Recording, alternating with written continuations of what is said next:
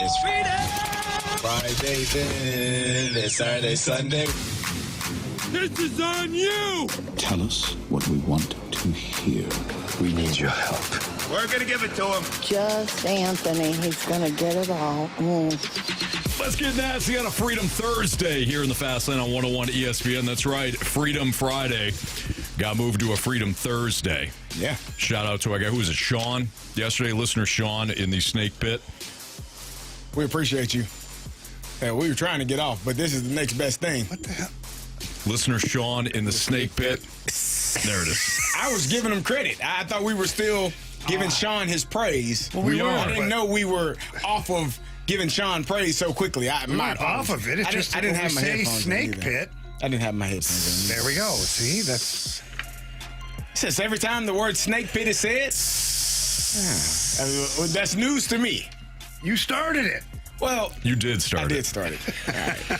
So, go ahead, Marsh. I was just going to say something. I woke up this morning and I almost wore the same exact shirt that Jamie's wearing right now. Really? Did you? I'm not kidding. It's in my bag for actually, the weekend. I stopped by Dirt Cheap this morning. I just logged on to Twitter and I see your mug right by the 99 cent bottles. Little shooter bottles. Yeah. Picked up a bunch of stuff for a little party tomorrow at the Rivers House. So, yeah, thank you. Big shout out to them. And that's why I grabbed it, too. That's why I grabbed it. We'll see if it debuts tomorrow. Yeah. Love it.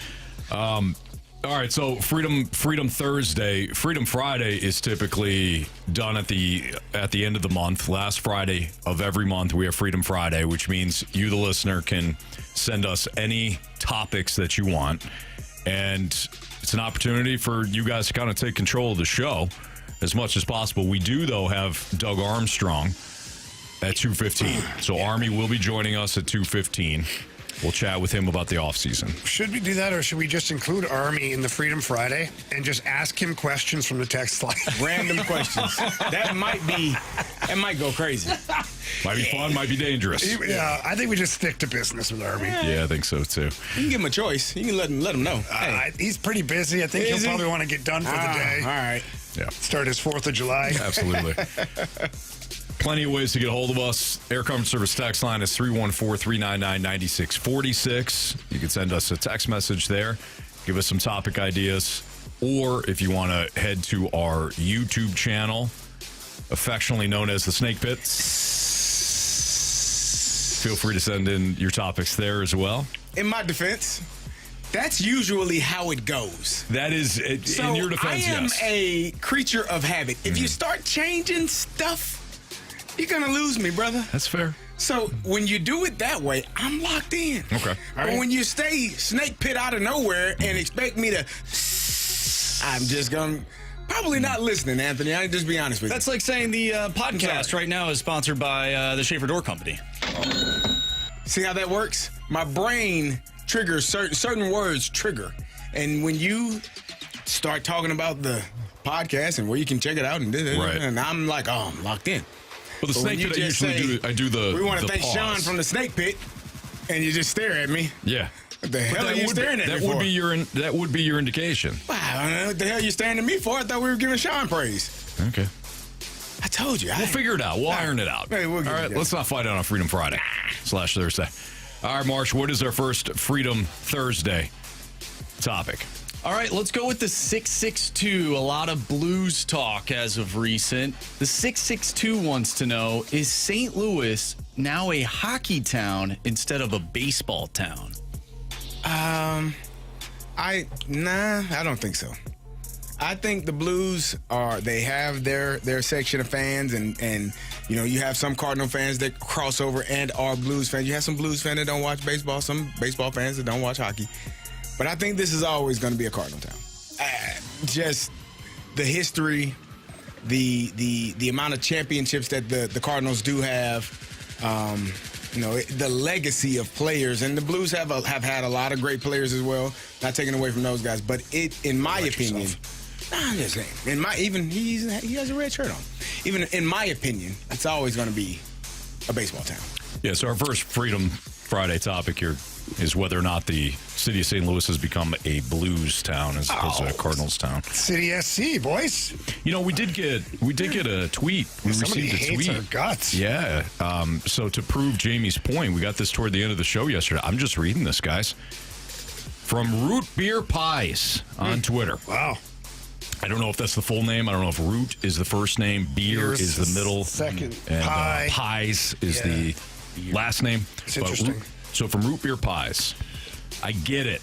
You have hours to fill, plus each of you has an anti-soccer bias. Wow. My daughter plays soccer. My son plays soccer. I played soccer I growing scored up. 6 goals in a game. Yeah, you did. Yeah. Child. So it's not an so just to clarify, it's not an anti-soccer bias. Thank you. It's an anti-soccer fan like you bias. I'll get to that. Oh. Yet 30 minutes before kickoff at Energizer Park, Alexi Lawless is narrating a video honoring soccer in St. Louis on Fox, and you're discussing Sandy Alcantara. Give me a break. It's not the game. It's kind of this pretentious arrogance that comes with some soccer fans that I don't like. I won't speak for the boys. I find that sort of thing quite annoying. So that's where I'm coming from it. But I don't know. I don't hate the game. I don't hate soccer either. Like I said, It's not I my grew up playing favorite, it. but I think it's very good for young athletes of all sports to start with soccer because you're using your feet. Everything starts from the ground up. absolutely. Soccer is Agility. an extremely important sport that can either help you in soccer or help you in other sports.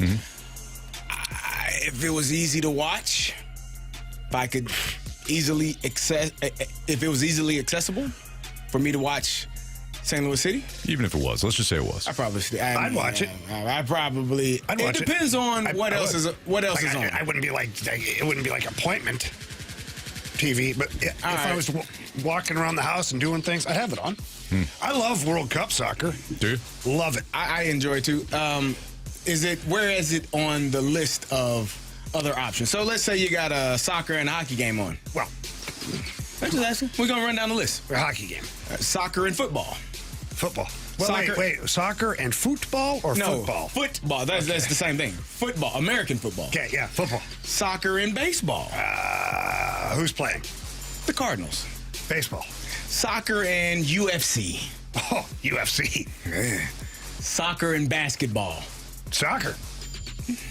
Okay. That's where we're at. All right. I wanted to see.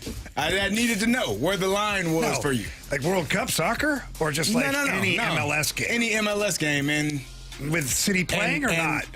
sure. Okay, well, I'd be more And- inclined to watch City play. I'm not going to lie. I won't be turning the TV on to watch a random MLS game. Okay. Yeah, I'm not going to sugarcoat it. If there is 100 people and 5 of them want to hear soccer talk and the other 95 want to hear about the Blues or the Cardinals or something NFL related, more than likely we're going to talk about the thing that the 95 people want to hear. Why would you do that, Marshy? Typically, this is how it's not all soccer fans, but the passionate ones, this is typically how this goes. Talk soccer, you piles of crap. All right, City SC is playing tomorrow. You guys are idiots. Stop talking soccer. It's typically how it goes. You don't know what you're talking about. Right. So That's you know what? That was probably the most accurate depiction of how those soccer fans go. I will say something. I was at Frankie Martin's the other night, or last night, actually, sitting there having a nice drink with my lovely girlfriend, and up on the big TV that they have there, they had a soccer game. Mexico versus Honduras. I have no horse in that race at all. And I was watching it, and I was like, there's nothing else to watch. There's some music going on. I was like, okay, it's fine. I can just have my cocktail here and watch this a little bit. I'm watching it. 2 minutes in, I see 3 flops.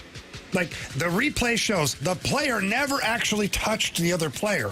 That's and bad. the guy goes down like he was hit with an elephant gun.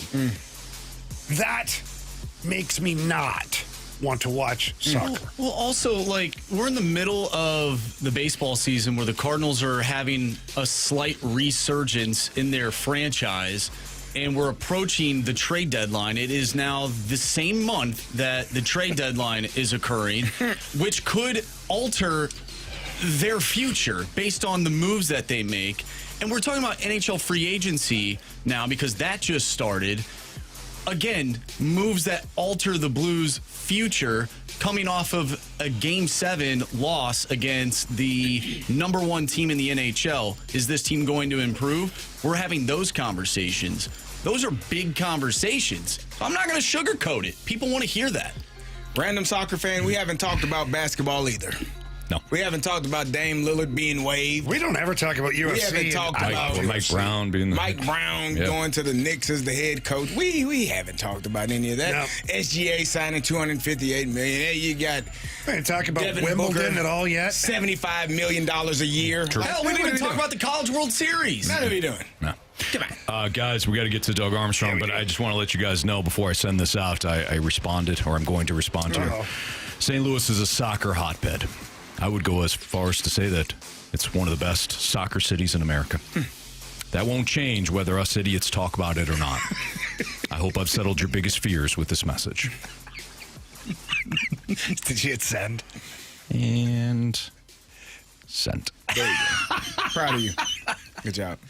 I want him to know, like, he can rest assured. Adore smart ass Anthony. I'm being genuine. No, not really. I'm being a genuine smart ass. Doug Armstrong next on 101 ESPN.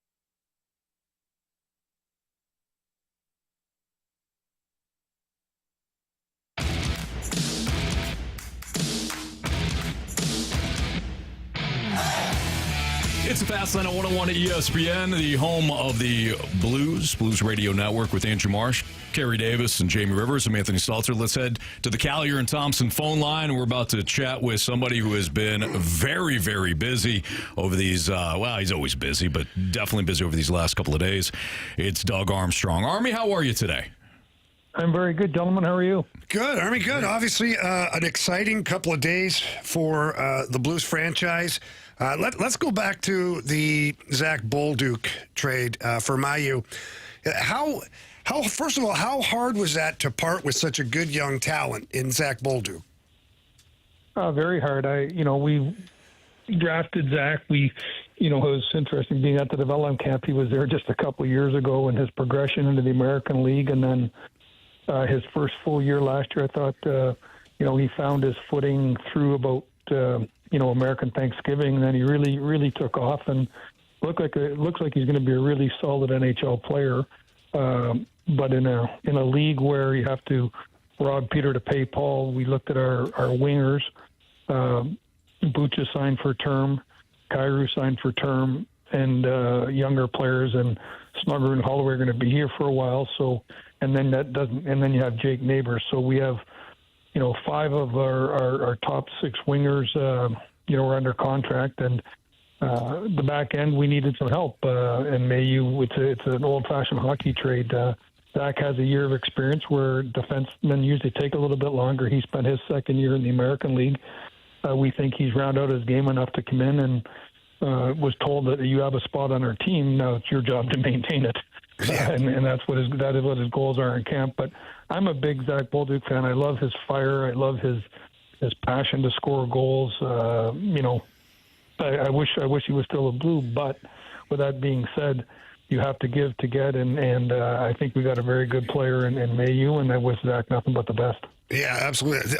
Obviously, Zach Bolduc became somewhat of a fan favorite here, too, in his short period of time. And, Army, I think a lot of the fan base here in St. Louis was a little shocked when they saw that trade go through.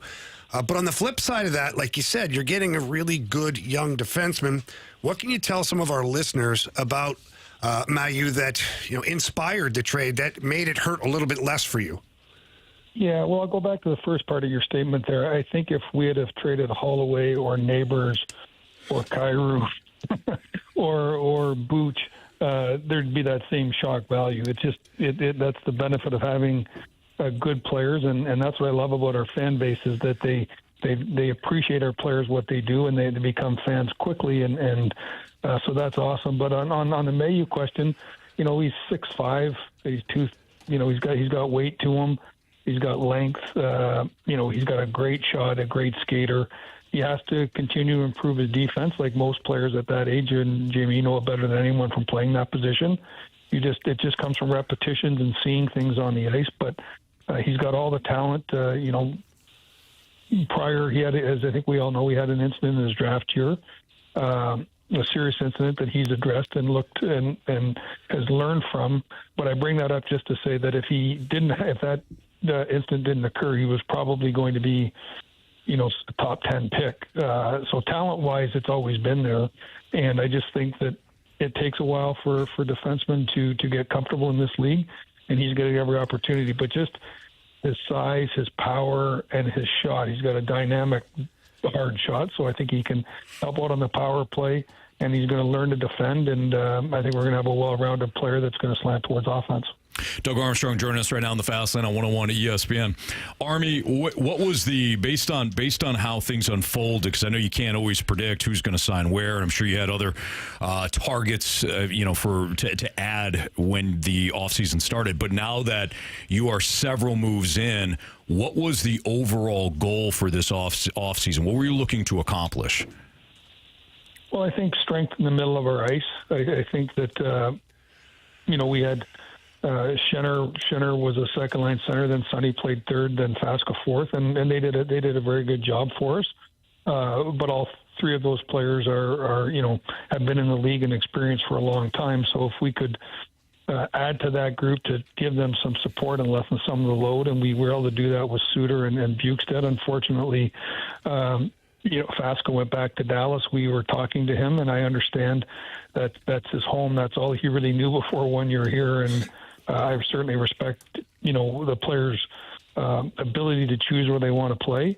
And when that decision was given to us, we pivoted to Bukestad, and then adding Suter just seemed like a natural fit. I don't want to oversell any player, but he's a competent NHL, more than a competent NHL top 9 forward.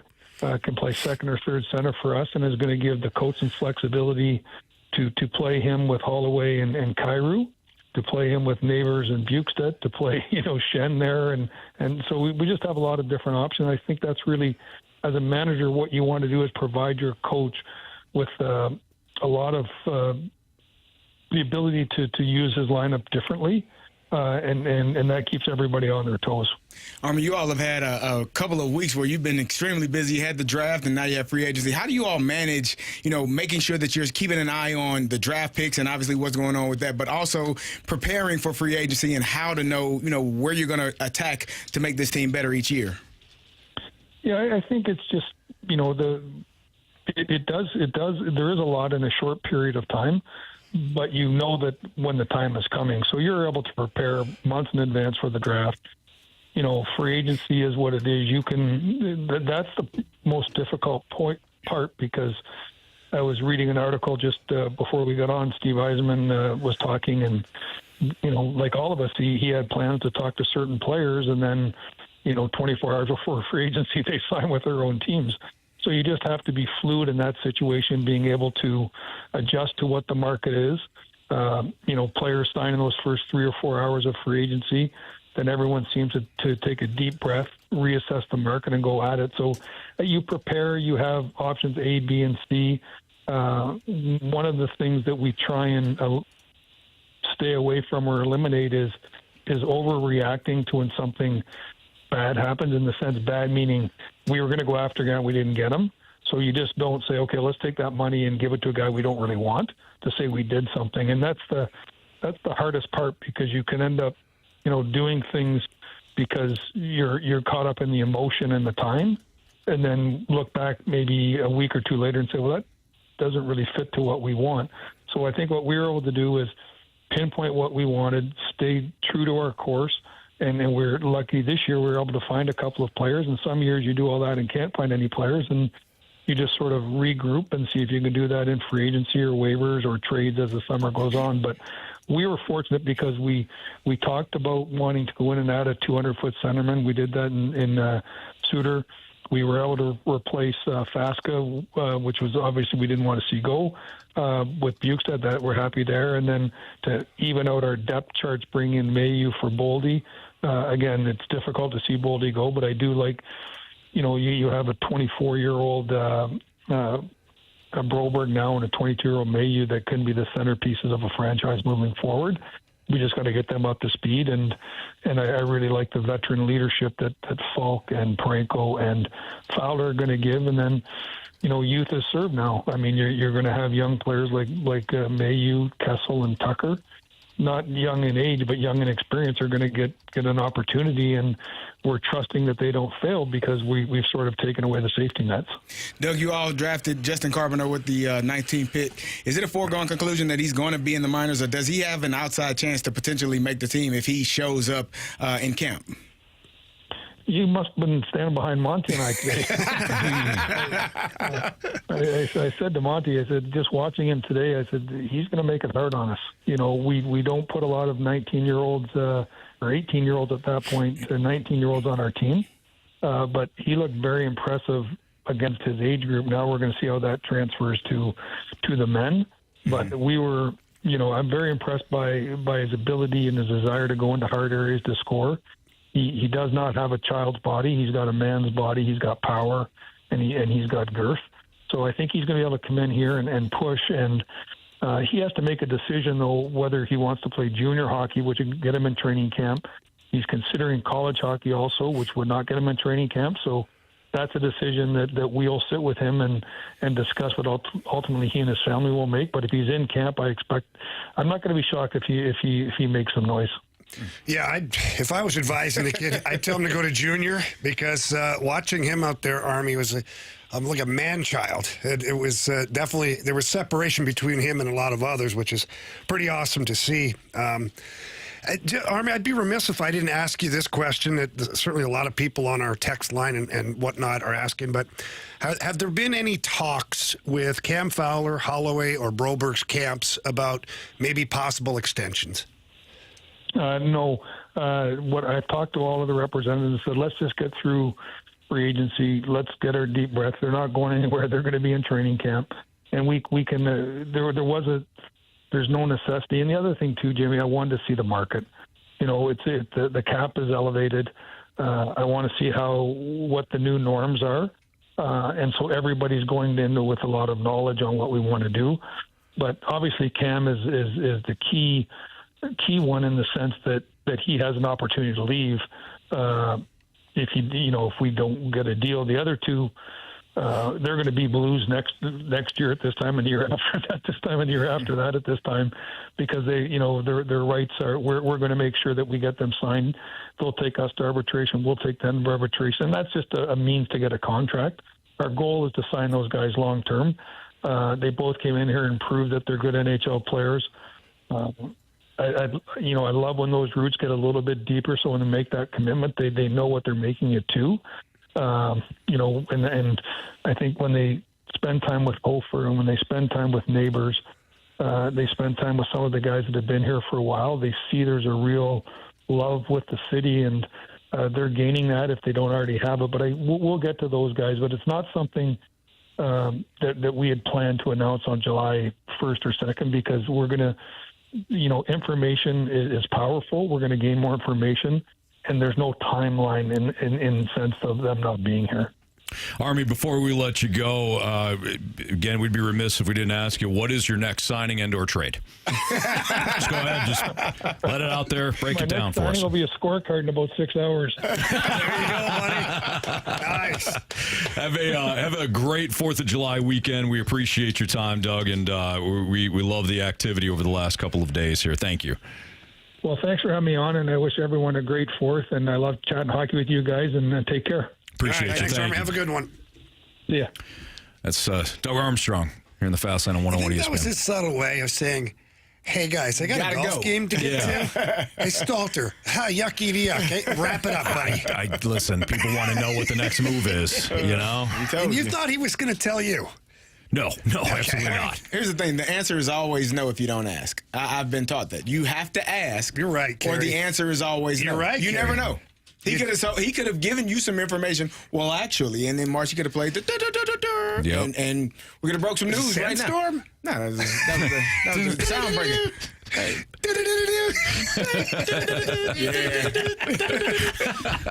I'm interested about Justin Carbonneau, though. You asked about him, Carey, and his response, it tickled me a little bit. I'm pretty excited. For a fact that he turned heads this week. Like they expect to see a good kid, showing some promise. This kid got out there and he was noticeable. Everything he did, and everybody's like, okay, this kid's for real. It's awesome. That's man. awesome. All right, it's the Fast Line on 101 ESPN.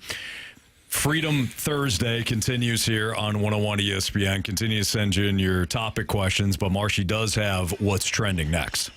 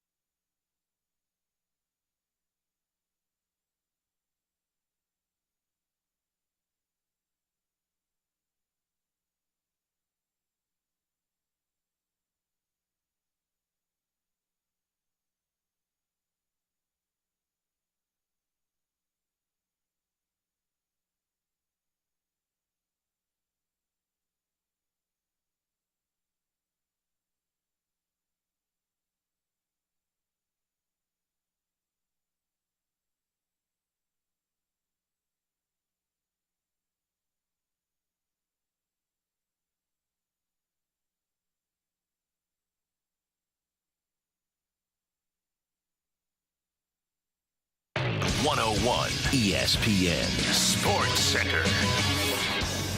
I'm Andrew Marsh. It's time for a Sports Center update driven by Johnny Londoff Chevrolet and Johnny Londoff Autoplex. San Jose, Anthony's favorite team, have claimed Nick Leddy off of waivers. We just got done talking with Doug Armstrong. If you missed that interview, make sure you go to 101ESPN.com or check out the free Dobbs Tire and Auto Center's 101 ESPN mobile app. Just head to the podcast page. You'll find all of our interviews and all of our shows, and it's all brought to you by the Schaefer Door Company. The Cardinals are off today. They'll take on the Cubs tomorrow. First pitch is at 1:20 with Miles Mikolas on the mound, and you can watch that game on Apple TV+. Today is Freedom Thursday, technically Freedom Friday on a Freedom Thursday, so get your questions or topics, whatever you want to talk about, whatever you want us to talk about, send it into the Air Comfort Service text line, 314-399-9646. We'll continue with that with What's Trending. I'm Andrew Marsh, and the Sports Center update is driven by Johnny Londoff Chevrolet and Johnny Londoff Autoplex. See them at londoff.com. Chevy, together we drive. Are you kidding me?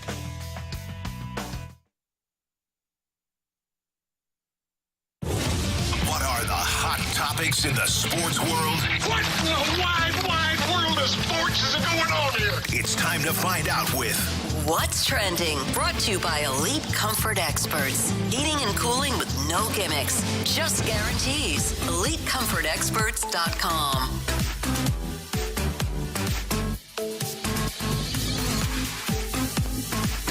Welcome back to the Fast Lane here on 101 ESPN with Anthony Stalter, Jamie Rivers, and Carey Davis. I'm Andrew March, and it's time for What's Trending. Let's head to the Air Comfort Service text line for What's Trending, gentlemen. We get a question from the 636. How does the Max Muncy injury change things for the Cardinals and Nolan Arenado? With the idea being that the Dodgers could look to acquire Arenado, I mean, the fit is there, obviously, and Arenado is from that area, so it would make sense on the surface. But what are you getting in return? Are they taking the contract? It's going to have to be one or the other. Nolan Arenado is an elite third baseman. Probably one of the best this quarter century. And that's high praise. You'd be lucky to have him on your team. Whatever team that is, he's a hell of a third baseman. I won't argue with nobody about that. I won't hear any slander. Oh, boy. Yeah. Wow. Nah, you talk about he's not hitting the ball. You know what he does? He saves runs. Isn't that important, Anthony? Yes. Wow. Runs saved. Saved runs against the Pirates, too. Well, he didn't play. Jamie didn't play. He didn't have a chance to save any runs. Saying. He banged his finger up on his helmet. Yeah, Carey, you in particular I saw that injury, and you had some I was thoughts. bothered. I'm not going to tell you no lie. First of all, I didn't like how he kind of skipped into, like Dion skipping into first base. Helmet. He was happy. Fell down and hit his finger. I don't know. I understand you need all your digits to squeeze the bat and hold it and swing, but I don't know how that swells up on you. Finger. How it swells up on you. Yeah. Your digits. Look like just a freak injury. Huh. All right. Yeah. It's weird. The Dodgers have some depth too. They can go with Kike Hernandez. They want to play him at third base for a little while. I don't see the Dodgers making a move for Arenado. How long? Well, we don't know how long Max Muncy is out, do we? No. He just happened last night. Yeah, he's undergoing further testing on his knee. So it's a knee injury. He's going to certainly serve some time on the injured list, but we got a lot of time left before the trade deadline, before Muncy could come back. So. We get a question from Who's On First. What is the drink of choice for kicking back and watching a baseball game? Does that drink change if it's a late West Coast game or an early day game? At the ballpark, always ice cold beer. Yep. Always at the ballpark. If I'm at home, depending, like if I'm watching the game outside on the TV, depending how hot it is, it's either a beer or like an old fashioned, or maybe even just bourbon on like the big cube. And if it's later at night where I'm sitting inside in my chair, I'm watching it, then it's definitely a bourbon. Same. I mean, baseball game, you got to have a beer. You don't want to drink, Not having a You're not bourbon drinking a bourbon when it's No. 150 degrees outside. No. You might not make it back to the car. You get you a cold beer, but I am, along with Jamie, listen, old-fashioned, I can hammer those things. I'm not going to tell you a lie. And I don't get drunk. Well, you and don't I don't think have you a are. hangover. The old fashions. Yeah. You don't think you are. No, I'm not. Until you've had like 4 or 5, and then you're like, all of a sudden you're like, how did I get I here? had a couple of them this weekend, and I'm like, I was feeling a little, but I wasn't drunk. No. And it didn't last. I was back ready to roll a few hours later. Did it affect anything? Nah. Sometimes it elevates things. Yeah. Just wondering. Yeah, enhances, some say. Okay. If you're at the ballpark, it's got to be a beer. Mm-hmm. No question about it. If you're at home watching the game weekend, maybe you're grilling, got the game on, beer. I don't know if I'd go liquor with any sort of like sport. Yeah, I think it's almost got to be beer. Yeah, but I'm hear me out. Like, I'm kicking back on the deck, feet up, little fire pit going, TV outside. It's nice evening. It's not too hot. Like, throw an old fashioned in there. I mean, sit back because baseball is kind of a slower sport. It's not like intense. Yeah. Sip. Yeah, you can sip, Chill. watch, sip and watch. Yeah. So you're not doing the 9x9 challenge with that bourbon. Oh, no, you shouldn't. I wouldn't advise that ever. Nope. Nah, you shouldn't. No. I don't know how the hell Be you responsible, Andrew. If I'm going to the game and I only want to have a few, I'll go with some ultras. If I'm going out after the game and I'm feeling, hey, it's gonna be a fun day, fun night, I'll go with the tall boy Bush Lights. Oh boy. Yeah, so Bush Light. yeah, nice bush. Okay. What's wrong with that? Nothing wrong with Bush. It's personal preference, right? It is. Nice bush latte. Yeah. Hey, nobody said anything. I don't understand why you got defensive. Well, I'm looking at Anthony and kind of give me a look. I don't know. Well, I don't know. you if shouldn't have been looking at him. Thank you. Sorry, it just happens. I don't know if I'm going with Bush Light, but I don't fault you for that. Yeah, Not one bit. I like the tall boy Bush Lights. I like a Budweiser. Bud heavy. As my wife Kristen would say, nothing heavy about it. 90-degree day. Yeah. Budweiser? Yeah. It's king of beers. You want it to sit. You want it to sit on you. You want to know you're drinking a beer. Damn right. Yeah. I'm a Michelob Ultra. I go with a Mick Ultra. I'll go with Bud Select, Bud Light, Oh, yeah, or Bud Select is a good one, or too. Mick Ultra.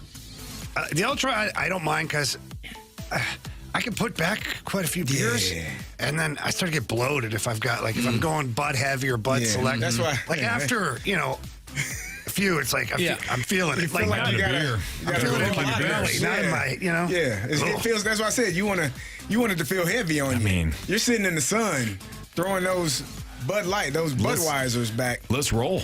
Yeah. Sush says pork chop in a can. What's that? What is? I guess Budweiser. Oh, well, it's not that's pretty bang on. Yeah, you guys like Bud? I mean, come on. I like Bud. You're just not going to do I it. love anything Anheuser-Busch. Anthony? The other. Well done. Yeah. Well done. 636 says everyone else gave a vague cold heard beer you, Marsh. answer, and Marsh gets reprimanded for being specific. No, he didn't. No, he didn't. At all. We weren't vague. We just told you. I think it depends on what mood I'm in. I really like. I'm with Carey. I really like the ultras. Yeah. But if I'm Well, I can hammer those. feeling like I think I'm in college again for whatever reason, I might go with the Bush Light. That's fine. Yeah. If it's going to be one of those nights, if I'm going to a day-night doubleheader, Cardinals Battlehawks like I've done before, I'm going with those Bush Lights, man. Sure. I'm looking in through one eye watching that Battlehawks game. Because there's 44 players on the field. Yeah. Fair enough. All right, that's what's trending here in the Fast Lane on 101 at ESPN. It is our 4th of July Freedom Show. You What do you guys want to call this? You want to stick with Freedom Friday? You want to call it Freedom Thursday? No, I think you call it Freedom Friday Freedom Friday on a Thursday. Yeah. All right. Because Freedom Friday on a Thursday. Though. It does, but we can get through it. You How might about just confuse Freedom somebody. Day? Freedom Day. Listen. You know about branding, right? You got Synergy Hockey. You got mad one day. SynergyHockeySkills.com. There you go. You know You what? got I like branding. that. He's right. It's branding. We have branded Freedom Friday. You gotta call it that. Just call it Freedom Friday on a Thursday. Yeah, but if you're branding Monday Night Football, but you're playing on Tuesday, It's still Monday Night Football. Even when they play on Friday. Even when they play, it's still Monday night. Sunday Night Football, whatever they play, it's still Sunday night. They still label yeah, but it. they actually play it on Sunday night. Nah, they move some games around. They don't call it Sunday Night Football then. Yeah, they do. No. Anthony? Help me out here. When they yeah. move the games around it's still Sunday Night Football. It is. It is. Yeah, same broadcast. It's the same. Yeah. Everything So is if the the same. Sunday night game's on Wednesday, They still call it Sunday Night Yeah. Football. I think you're wrong. That's like the name of the show. Right. You got to look it's at like it. ESPN Sunday Night Baseball. If they It's had a to move name it. brand. Yeah. You don't mess with it. I agree. It's a Freedom Friday on a Thursday here in the Fast Lane on 101 ESPN. Keep those Freedom Friday questions coming in to the Air Comfort Service text line. Doesn't have to be a question either. Could just be anything. Could be something you just want to state. Shows up. It shows yours today. So 314-399-9646, the Air Comfort Service text line. You can also reach us on our YouTube channel, affectionately known as the Snake Pit. We'll keep it rolling next on 101 ESPN.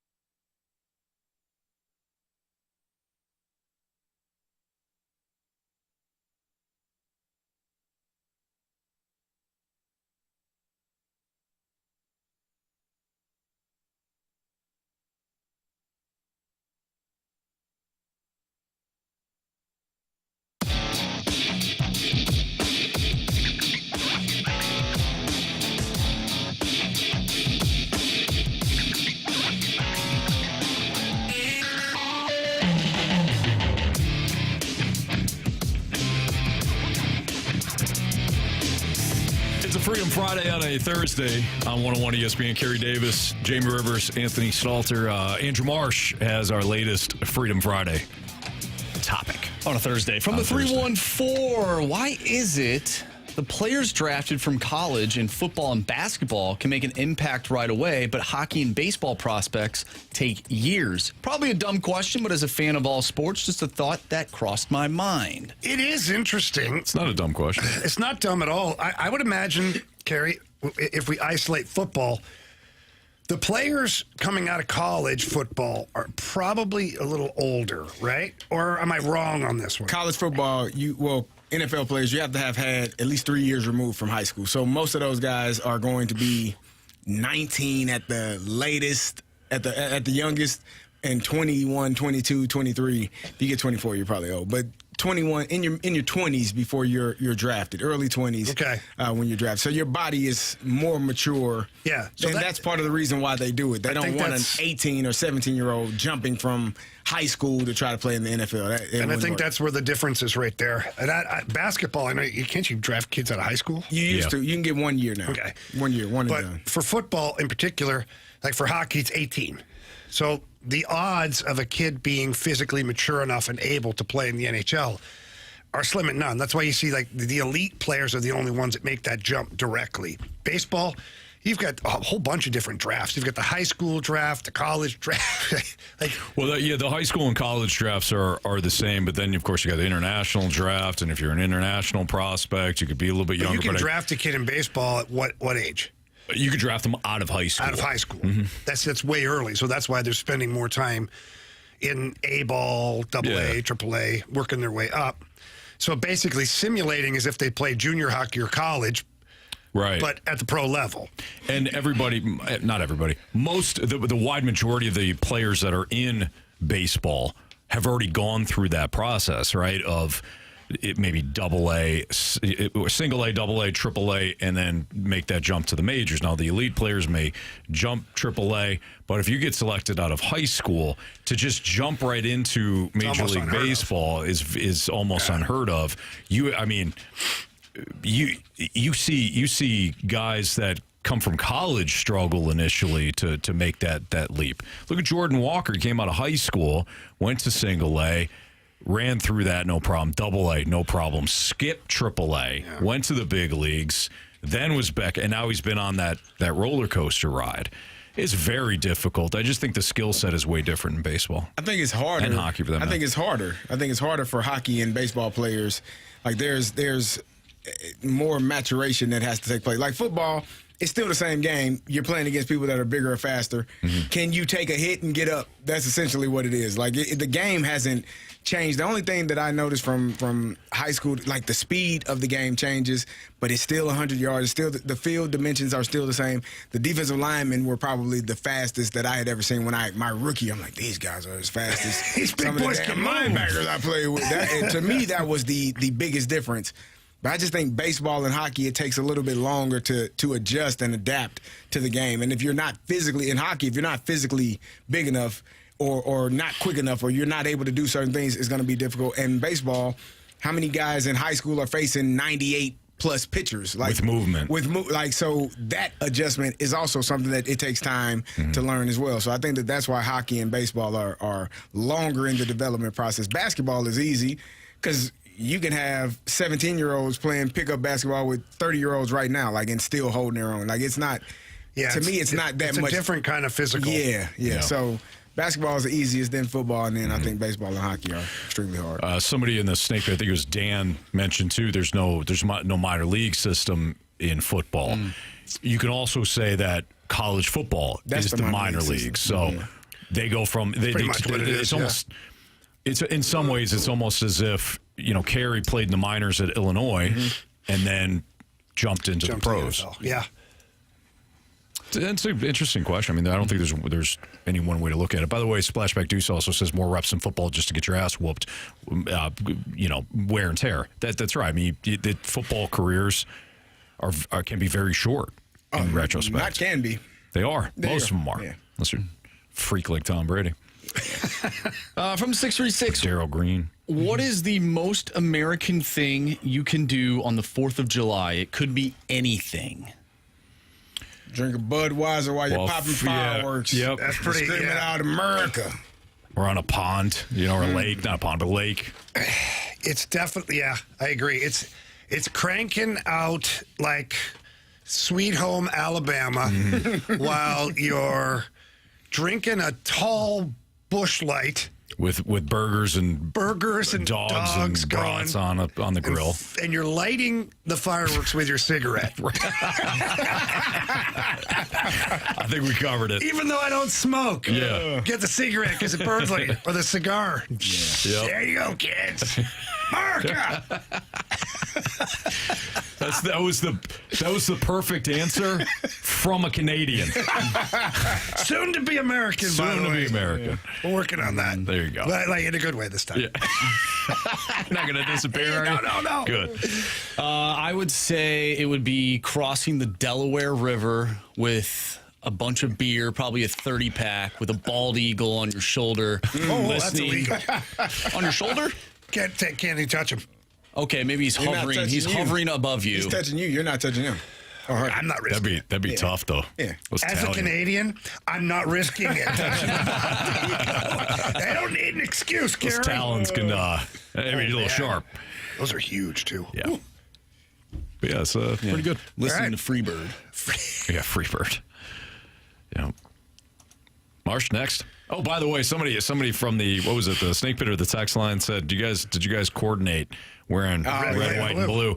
We didn't. That's amazing. I didn't even realize it. So Carey's in white, Jamie's in red, and I'm in blue today. Let's go, baby. Well done. Yesterday we were all in black, so We were.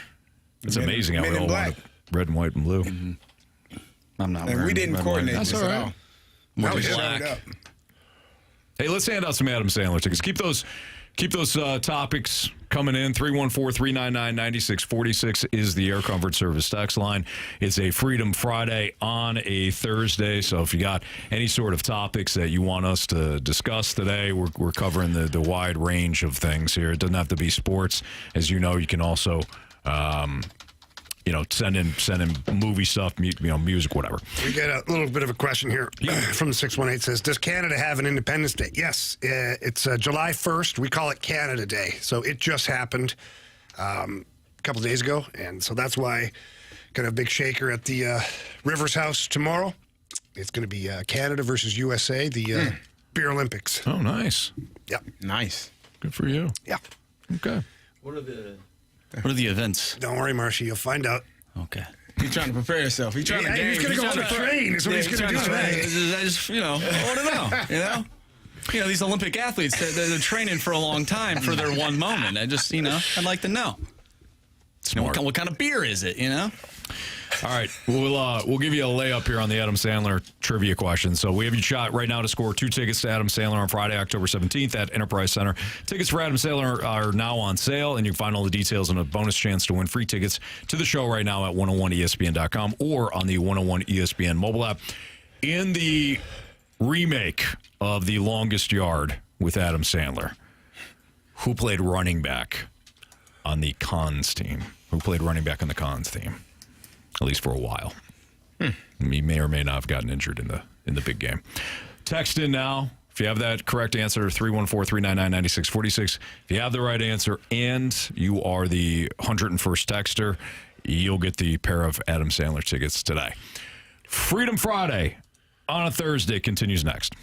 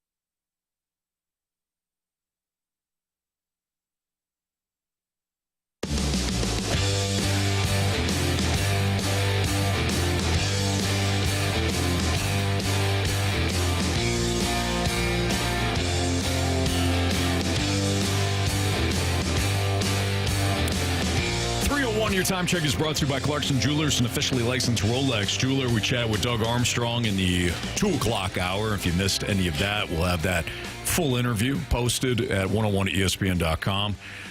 Or you can check it out via the Dobbs Tire and Auto Center's 101 ESPN mobile app. Of course, the podcast brought to you by Shave Door Company. It's a Freedom Friday on a Thursday here in the Fast Lane. Marsh, what is our latest topic? Yeah, you brought up Adam Sandler in the last segment, asking the question, of course. The 618 wants to know, what's your favorite Adam Sandler movie? And tell the other guys why they're wrong. Oh, wow. Favorite Adam Sandler movie? It's going to take me a hot minute here. The one that I probably laughed at the most was Happy Gilmore. That was probably when I laughed at the most. I don't know if it's his best one, but I think it's got the most quotable moments, and I think that again I probably laughed the most. Yeah. The most underrated one is Bulletproof. Yeah. With Damon Wayans. It's him and Damon Wayans. It's very old, but it is hilarious. I don't know if it's actually. I don't know if it still holds up, but it was funny when it first came out. I think Billy Madison is my favorite Sandler movie. There's so many things where he's just so stupid, and his buddies, he's just so dumb. Yeah, and there's just so many things that are funny. And then they got the principal, who's like the Blob. Yeah, where did that come from? Yeah, like this. I don't know. I do love how he like all his buddies are in. Oh, he drags them on every movie. That is funny. He has created careers for them. Oh, certainly. And guys like Rob Schneider can go off and do his own movie. Yeah. Just because Happy Gilmore's had him in every freaking movie. Right. Like, come on. Yeah. And you see all the ancillary characters as well. Mm-hmm. I don't know. You all don't judge me. I like 50 First Dates. That is a good movie. One of my favorite ones. That's a good movie. It is. It's a really good movie. It's a good movie. It's solid. It is. I don't know if it's his best one. No, it's not the only one I've seen. I've seen Uncut Gems, which I thought was good. I like that Pretty as good, well. yeah. The one where, yeah. I mean, it's good. It's a good one. That's a good movie. It is a good movie. It is. It's a good rom-com. movie. It is a good rom-com. Good rom-com. I don't like how you're looking at I me. just did not expect to hear that out of your mouth. You know why? Because Rudy's in that movie, and he's a fighting Irish guy. Yeah. Carey is. Rudy's in that movie. The Longest Yard. Yeah, that's different. I do like the remake. By the way, Longest Yard. the running back for the Cons, the answer is Nelly. St. Louis's own Nelly. Yeah, I like that one. You like 50 Mr. First Deeds. Dates? I Mr. like Deeds it, is but solid. You don't like 50 First Dates. I'm not going to say it's my favorite Sandler Come on, movie. man. Come on. What the hell's wrong with you? Anthony, you know my favorite Sandler movie. Your favorite Sandler movie is Big Daddy. Yeah. Absolutely. It's a great movie, too. Absolutely. Mm-hmm. That's my favorite. Now, what's that one, the worst Adam Sandler movie I ever saw? Was Hubie Halloween. That's pretty bad. That's bad. And the one where he's his own twin sister in the movie? Oh, Jack and Jill. Yeah, that's really I don't think bad. I ever saw that one. Yeah, you don't need to see What it. about the other one, The Great Zohan? Yeah, you don't mess with the Zohan. Zohan. That was pretty funny. I didn't like that one. I saw didn't it a hate long it, time ago. but I'll never watch it again. Good. Disco, good. Yeah. Did you guys ever see? No, actually, the worst one's Little Nicky. That one's terrible. No, Hubie Halloween's bad. Hubie Halloween is Little terrible. Nicky's really bad, too. If I have to choose between Little Nicky and Hubie Halloween, I think I'd go Hubie. I think you're right, because at least it's Halloween themed. Yeah, and he's got the weird accent he's doing in Little Nicky. It's just rough. Yeah. That one's terrible. What about Grown Ups? Love those. I like those. Those are fun. Yeah, Like Grown-Ups those are fun movies. They're good. Do you ever see, when you watch those movies, do you ever see yourself in those situations? Yes. Several times. Which part? I was watching one a couple of weeks ago. I think it was Grown Ups 2, where they got confronted by the fraternity members while they were. Yeah. Yeah, I had The big fight scene at the end is funny. Yeah. The Wedding Singer is solid too. That one's good. It is. Well, that's a rom-com. You probably love that one, Carey. Nah, you might want to watch that one. Did you guys ever see First Dates? It's a good one. There's one that I actually cried in at the end of the movie. See? Multiple times I've done it. Wow. It's the end of Click. Have you seen Click? I Yes. have, Yeah. but I don't remember the end. Well, I mean, it's been out for a while, but it's when he's old because he skips through his entire life, Yes. and he's in the hospital, and then Yeah. he's running out, and he's in the rain. He's in the rain. I'm like, damn, that really got to me. Yeah, that one's I remember that. That one will hit you. It'll I haven't hit you seen hard. Click in a It'll hit you while. I haven't seen it in a while either. Yeah, but I remember. I watched Deeds was remember- on the other day. That's an underrated one. Very sneaky son. Longfellow really likes Deeds. It's a great one. He owns the Jets. I think it's the Jets. Yeah, and he brings in the quarterback. Who's got a mouth on him. He punches him. Did you guys see Hustle? I did. Yes. I think that like that one too. one's pretty good too. Yeah, the basketball movie. He's a scout for the Sixers. I missed that. Somebody said it's actually like a really good movie. It is. It's Well, I think good. it's based on a true story, is it not? I don't think so. It is. Just go. Oh yeah, it is. I'm like, Sure. Yeah. is it not? I haven't seen that. I think so. I don't think I've seen that. Maybe it's you'd like it. Yeah. Yeah, he's a scout for the Sixers. He's like kind of on the outs with them, and Okay. he's trying to find like a unearthed gem, and I forget where he goes, but he finds it. Did Oh no, it's not. Wow, it really felt like it though. they set it up that way? But Why are you laughing? Have you seen the movie? Bo Cruz, I thought he was a real guy. I mean, he was a real basketball player. Okay, maybe that's what it was. Yeah, he was actually in the NBA. Yes, he was. Sandler That's what it was. A good basketball player. Still is. Plays all the time. Well, He he does. invented I know. the bank shot. And we know that from grown-ups. Yeah, the Bo Cruz was an actual player. Okay, maybe that's what I was thinking of. Yeah, he was 4 years with the Nuggets. He was a first-round pick. First-round pick, 15th overall, played for the Nuggets, bounced around a little bit, Timberwolves, Celtics, Spurs, Jazz, Raptors. Yeah. Never heard of it. Interesting. You'd Bo like that one, Gary. Cruz. Somebody brought up the Waterboy. Always solid. Yeah. Waterboy's good too. Yeah. Henry Winkler. The Fonz. The Fonz. By the way, can we talk about that for a second? You probably don't know who the Fonz is. Like, maybe you know the character from like way back when. There was a show called Happy Days, and it was 1, 2, based 3, like 4 happy what in the days. 70s, probably 60s, 50s. I don't know. where Happy it's based. Days? Yeah. Yeah. Oh, when is it based? Like Yeah. Oh, I would probably say 60s, 60s. The cars are like the Kinda 50s, 60s, yeah. Anyways, Set in the 1950s and 1960s Okay. Milwaukee. so it was a real fun show. We used to watch it all the time, my family, and they're all like high school kids, like preppy kind of high school kids. And then Okay. there's one guy that's like the biker, leather jacket, tough guy. Like nobody messes with this guy at all. He snaps his fingers and every girl comes running to him. Really? It's the Fonz is his name. It's Henry Winkler. Really? Did you not know that? Yeah. You could not No, find I didn't know what the show was about. Yeah. Marcy, you would be hard pressed to find any actor in the world that doesn't profile to be the Fonz. More like Henry Winkler is the complete opposite of Yeah, that. he's Right. very like nice and dorky, sweet. Yeah. kind, and Yeah. well spoken. And then the Fonz Right. was like so cool, like Yeah, that's funny. That's got to be the cool thing about being an actor, though, is if you're not that type of person, you get to then portray yeah. a different person. You get to live in that acting. life. Exactly. And actually, Henry Winkler talks about it. I forget what interview.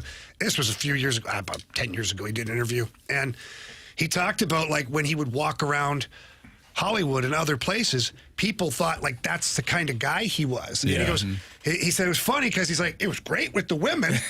He's like, women wanted to be with the Fonz. He's like, guys are looking, they're like measuring me up at like the restaurant. Like, Oh, sure. Like, he's a smaller guy. and he's like, I'm not the Fonz.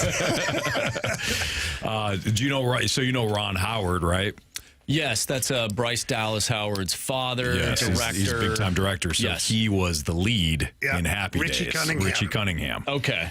I found my thrills. Remember he'd say that? He'd sing that when he found a girl he liked.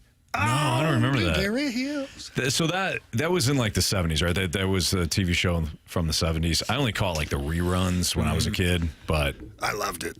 so I can't quote him. Can't speak on it. Can't quote him. I loved it. Who do you think has the better book, Mike Schilt or Coach Klein? in that green plate. Well, Mike Coach Schultz Klein. is somebody else's book. Coach Klein had Klein, that it's his green book. book. That was those plays. Yeah. You couldn't do anything without those. No. You needed that book. He was lost. But it was his book. It was his book. Schultz He put in carries time. around somebody else's book. Good call. Well, so does the other coach. The other coach does. Yeah. So he's like Mike Schilt Yeah, that's right. in more ways than one. Wow, I'll never watch that movie the same again. Yeah. Or a Padres game for that matter. Yep. Wow. You're welcome. All right. We continue. Freedom Friday on a Thursday. Keep sending those topics in. We'll continue to have our discussions here on 101 ESPN.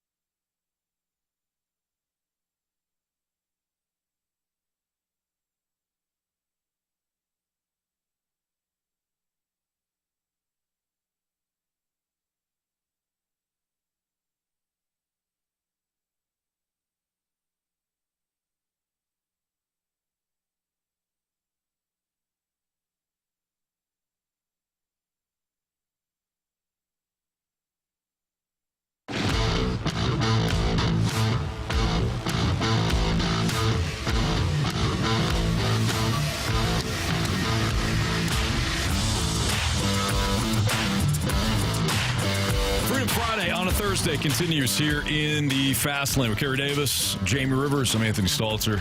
Marsh, what's next, pal? All right, we get one from Charlie Huddy's lawn guy. Oh, yeah, Charlie Huddy. There we go. Hey. Charlie Huddy. Welcome in, Jamie. Played with him way back when. He was a Blue for a year, I think, or two. Number 22. 22. Charlie Huddy. 2. Good man.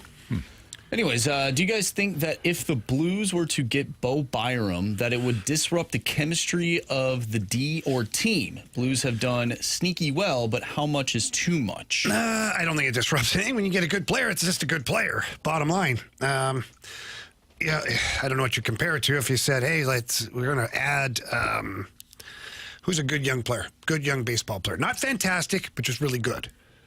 Good young baseball. Young baseball Mason Wynn? player. All right. From like a different team? Doesn't matter. So we say, hey, the Braves are like, we're going to add Mason Wynn to our team. We got a really tight-knit group over here, good guys. Is that really going to disrupt your team? Probably make you better. Yeah, probably. Absolutely. Yeah. Now, Bo Byram is a very good defenseman. It won't, from what I understand, a good guy, too. And I'll tell you this much about Doug Armstrong, Alexander Steen in particular, and Jim Montgomery. When they acquire a player, the first thing they ask about is their character. What kind of guy is he? What kind of teammate is he? Because if he's not a good teammate, not a good guy, or questionable, they'll take a pass on that. So, it'd be fine. Marshy? This one's, let's see here. From the 314. Today, there was a tragic accident in the world of soccer. Jamie or Carey, have either of you lost a teammate while you were playing, and how long does something like that take to come to terms with, if you ever come to terms with it? I don't think I ever, not off the top of my head. I remember when Sean Taylor passed, though, and that kind of sent shockwaves throughout the entire league, just in the way that it happened, him being the all-pro safety that he was, and, you know, having teammates that were really close with him. And for me, it kind of hit home because because the business side of it continues. And so my college teammate was the person that they activated to fill the roster spot when Sean Taylor passed. And so it's like, you're happy for him, but you're like, man, that kind of sucks to be that person to have to fill that roster spot because that spot needs to be filled. So Sean Taylor passing was a tough one for the entire league, watching that and hearing that happen. So in junior, when I was 15, I played on the junior team before I went to the OHL. And there was a guy on my team. His name was Greg McKay. He was an older guy, about 19, 20 years old. And he was a fantastic hockey player, was my defense partner on the power play. Was a big reason that I got picked 8th overall to the OHL is because we had such good chemistry on the power play. Anyways, fast forward to October the following year. And Greg was in a car accident. He had just committed to go to university, play college hockey somewhere. He was in a car accident and died. That was tough news to get. I remember finding out in the morning, and that evening, we played a game against our rival, was the North Bay Centennials is what they were called. And one of their players was my teammate as well from the year before. He was on the other team, and we had both found out earlier that day, and which is not common back then, more common now, but we found a way to see each other before the game. Yeah. And both kind of broke down. It was emotional. Then we both end up going back for the funeral and whatnot. And it was brutal, man. It was tough to see all your hockey buddies, your hockey teammates, get emotional, and family. And, Greg was supposed to go out and play college hockey. He was like a total late bloomer to where he was okay. And then at 18, 19, and 20, he really turned into a great hockey player. And so the junior, as far as going to junior hockey, was out because he was too old. But for college, it took him a while, but he got in, and he was about to go play D1 college hockey, and just never happened. So sucked. Well, I guess there's really no easy transition. No easy transition here, but the 314 has been asking this question for 2 months and put it in all caps that I have not ever read this question, but here it is. Anthony, why and what about Dave Matthews Band do you hate? First of all, great question, and this is something that Marsh should have asked a long time ago. So I apologize for not breaking this down for you. There's a couple of reasons why, as soon as a Dave Matthews song hits my ear hole, I immediately get angry. Now, I do want to throw it out there. One of my best friends in the whole world loves Dave Matthews. I realize he has a massive following. He's very popular, and a lot of people think he's a lyrical genius, right? Musical genius. I get it. But for me, when you have 287 instruments that you're trying to jam into one song. It just sounds like noise to me. So you're not a fan of the Boston Pops Orchestra? Orchestra's different. Well, they got a lot of instruments. Yeah, but orchestra is, I mean, they're all playing kind of in harmony. There's certain sections. I think what they're trying to do with Dave Matthews is do the same thing. It just doesn't work for me. So you don't like music? So when you throw in... You don't like music? He doesn't like good music. Yeah. Doesn't like music. Like, it's music. People playing instruments is music. Let me start again. My soul. When you have 287 musical instruments trying to play into one song that's not a orchestra, and then you layer over top of it somebody that sounds like a donkey. Oh, wow. Oh, that's harsh. That is harsh. You don't hear donkey? No. With the wait a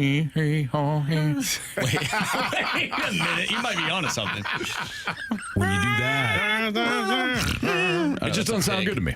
Huh. So I think it's to answer to shorten, it's the too many G-damn instruments and the donkey laid over top of it. Wow. Yeah. Hey, you know what? Bacon Wrap Wiener must be a Dave Matthews Band fan. Sorry. Bacon Anthony Wrap doesn't Wiener. like the jam. I like the jam. I like plenty of bands that jam. If you got one, no. You go. got one concert you can go to, dead or alive. Who is it? The original Alice in Chains. You gonna rock out? Damn right. Have a good time? Yeah. With Lane Staley, who's been passed long time. Not the current Alice in Chains, which they're fine. That's not Alice in Chains to me. That's a good But that's question. that's like my favorite band of all time. So I will say this. I've seen Metallica a couple of times. It's pretty awesome. I've also seen Kiss a couple of times. And that's pretty unbelievable, too. So it's tough for me to, I'm trying to think if there's another band or artist that I haven't seen live that is for me, would hold that whole, oh my gosh. Is Elvis Presley that guy? Not for me. Yeah. Do I think his music was great? Was he phenomenal? Yeah, but it doesn't get me Not oh my God, I got to go see that. Needed to see The Beatles, it's not that for me. Yeah. I would take the Beatles, prime time Beatles. Okay. Is what I would go with, just because of the historical, the historical significance of that band. But do you love their music? I actually do. I really like their music. Okay. I actually went and saw a Beatles tribute band, I think a year ago at the Fox. They're actually really good. I like their music. Okay. Yeah. For me, it's Prince. Prince is good. He'd be a good one too. I would Prince is definitely good. want to see Prince. Yeah. For me, I'd say the best spectacle I've seen from a rock show or from a concert was Kiss. Mm-hmm. The very first time I saw Kiss, they were so far ahead with the way their stage was set up, their pyrotechnics, and all the stuff that came. The music is always good. Kiss is pretty simple rock to listen to. There's nothing extravagant there. But it's the sideshow, the Vegas sideshow, along with the in-your-face music. Right. It was pretty cool.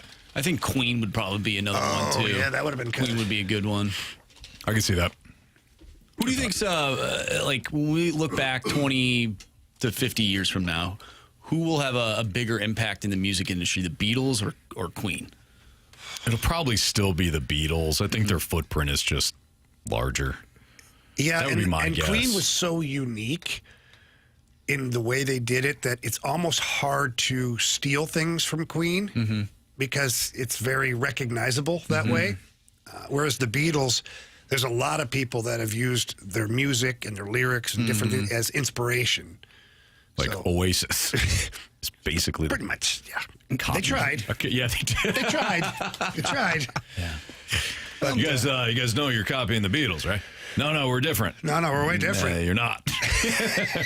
Maybe in 20 to 50 years, Dave Matthews Band will be that for some people. What kind of for some people it probably will be. In all seriousness, what kind a lot of of people love footprint them. do you guys think Taylor Swift will have left on the music world? Wow, because good question. Is it the phenomenon of just her and what she's built, or is the music that good that 20, 30, 40 years from now people are Stands the stealing test of things? time. I think it's the first thing you said. Wow. I don't know. That's a great question. Because she right now is the biggest star. Like, whether you like her music or not, she's the biggest star going. She sells out no matter where she goes. So how many? If she came to St. Louis and wanted to do 5 nights in a row, it'd be sold out 5 nights in a row. Go ahead. I looked at tickets in, I think it was Indianapolis for Kristen, because she loves Taylor Swift, and they were like $1,500, $1,600 a ticket, and I probably was in the nosebleeds. Like, so Ashley and I were supposed to go to Nashville, and we ended up having to not go. But the tickets were, $1,500, whatever.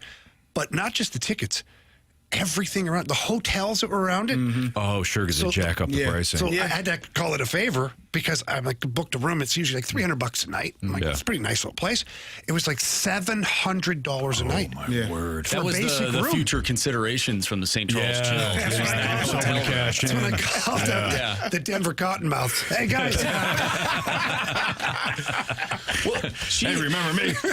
She's got some bops, don't get me wrong, but I don't think she's the best vocalist in I completely the music agree. industry right now. I completely agree. I don't disagree, but she is the biggest phenomenon. For And sure. I wonder when people look back 30, 40 years from now, what it will ultimately be considered as. So Sean, I think, puts it well in the snake, but he says, love her or hate her, she's one of the biggest artists of this generation. Absolutely. He's right. He's right. I also agree with you, Marsh. I don't know if there's a natural, like, obviously she's got talent, but from just a singing, from a singing standpoint, like Adele can hit unbelievable notes. I don't think you could put them in the same category, but from a marketing standpoint, her own like people love her Taylor Swift's lyrics and all that. They buy everything. Anthony just doesn't think Beyonce is good. I was just going to bring her up because she's probably in the conversation. I think you talk about footprint between. I think Beyonce will have more of a footprint in 20, 30 years.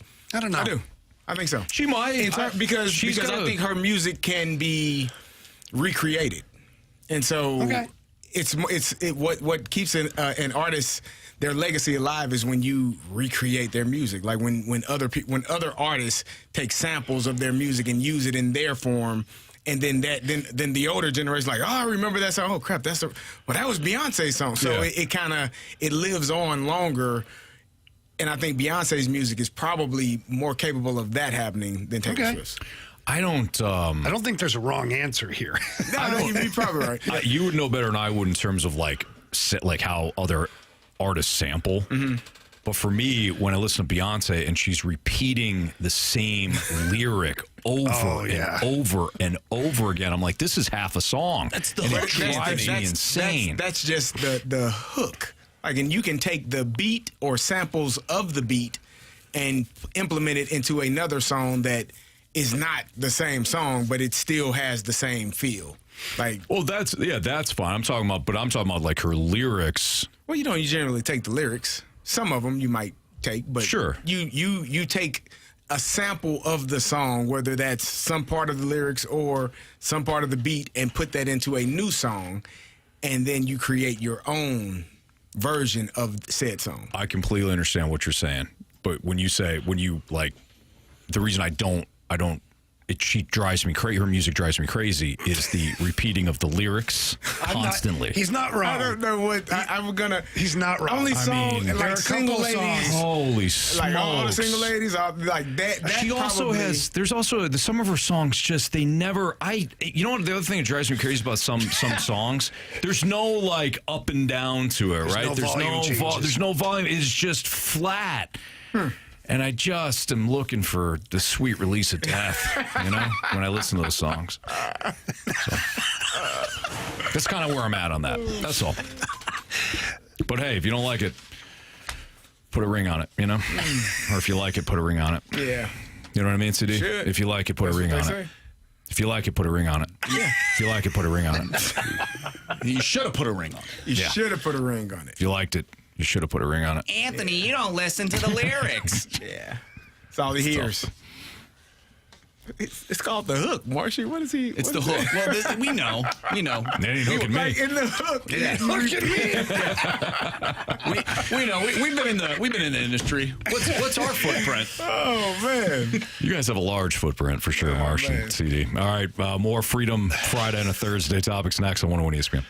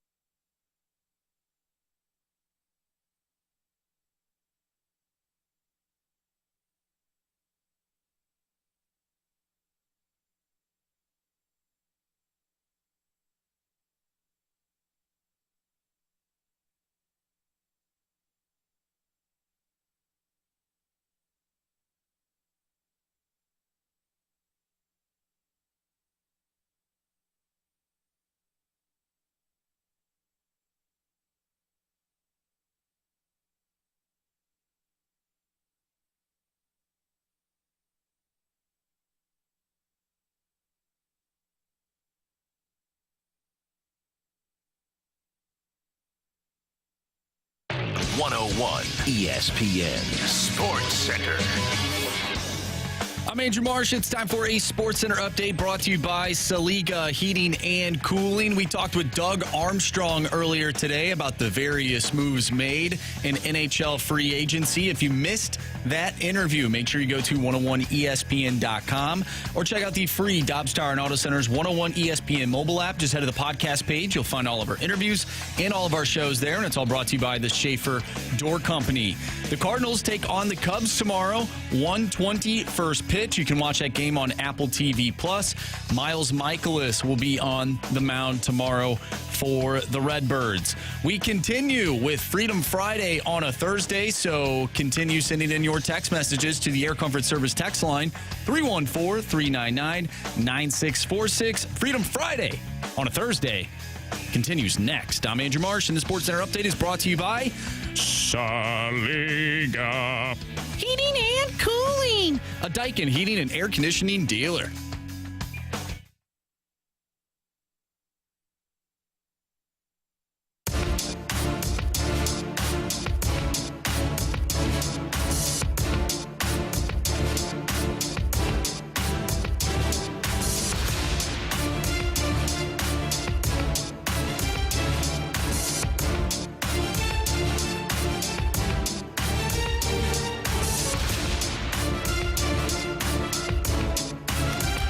So we just got a text asking why it is Freedom Friday on a Thursday. That's because tomorrow, of course, is the 4th of July. We won't be here. And we want to make sure that everybody gets sent into the weekend on a right note. I mean, why have a Freedom Friday if you're not going to actually do it, close to 4th of July? Well, and also... The person wasn't complaining, by the way, just asking. With a Freedom Friday, it's always, you might as well call it Feel Good Friday, too, because we always have fun with these shows, lots to talk about, the text line's active, the snake pit's active, all that stuff.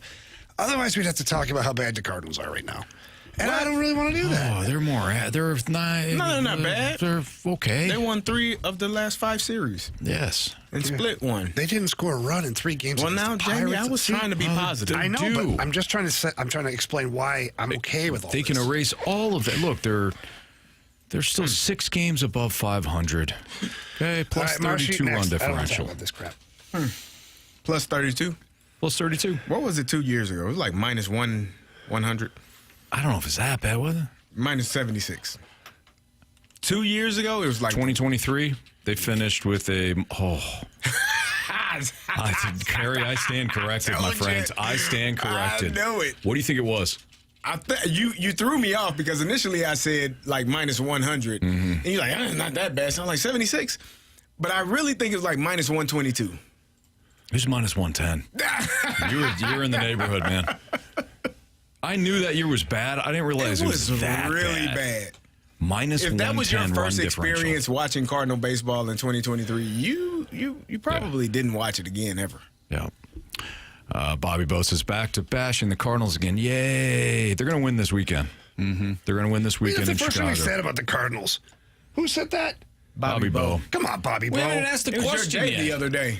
Bobby Bo Day. It was Bobby Bo Day. It was your day. What are you mad about? You had $1 million. Cardinals going to take this series against the Cubs at Wrigley. Sets up well. Bats are going to come roaring back. Oh, yeah. Oh, Sonny Gray pitching? What day is he pitching on? No, he already pitched. Oh, yeah, it's okay. Okay, so Liberatore is pitching, and then you got the Fedinator. Palante is pitching? No, he pitched. Well, it's going to be Michaelis and Anthony's guy. Liberatore. Yep. Michaelis, the other guy, and Liberatore, and who else? Fetty on Sunday Night Baseball. Michaelis, Liberatore, and then the world gets to see Eric Fetty. He's due. Showcase. Mm-hmm. He is due. He is due. He's due. He's going to pitch well. He's due. Yeah. He's going to pitch well. All right, you guys ready? Yep. From the 314, will the Blues put Dalibor Dvorsky on the same path as Robert Thomas? Oh, spicy. Depends on Dalibor Dvorsky, quite honestly. Robert Thomas was too good to go back to junior hockey. And so the Blues had to find a way to keep him going in the NHL with development. And he ended up playing wing for most of the season and having a great season alongside Pat Maroon and Tyler Bozak eventually. We all know that Robert Thomas has a huge assist on the Big Rigs overtime winner against Dallas. And Dalibor Dvorsky, though, because coming from overseas, he was able to go to the American Hockey League last year.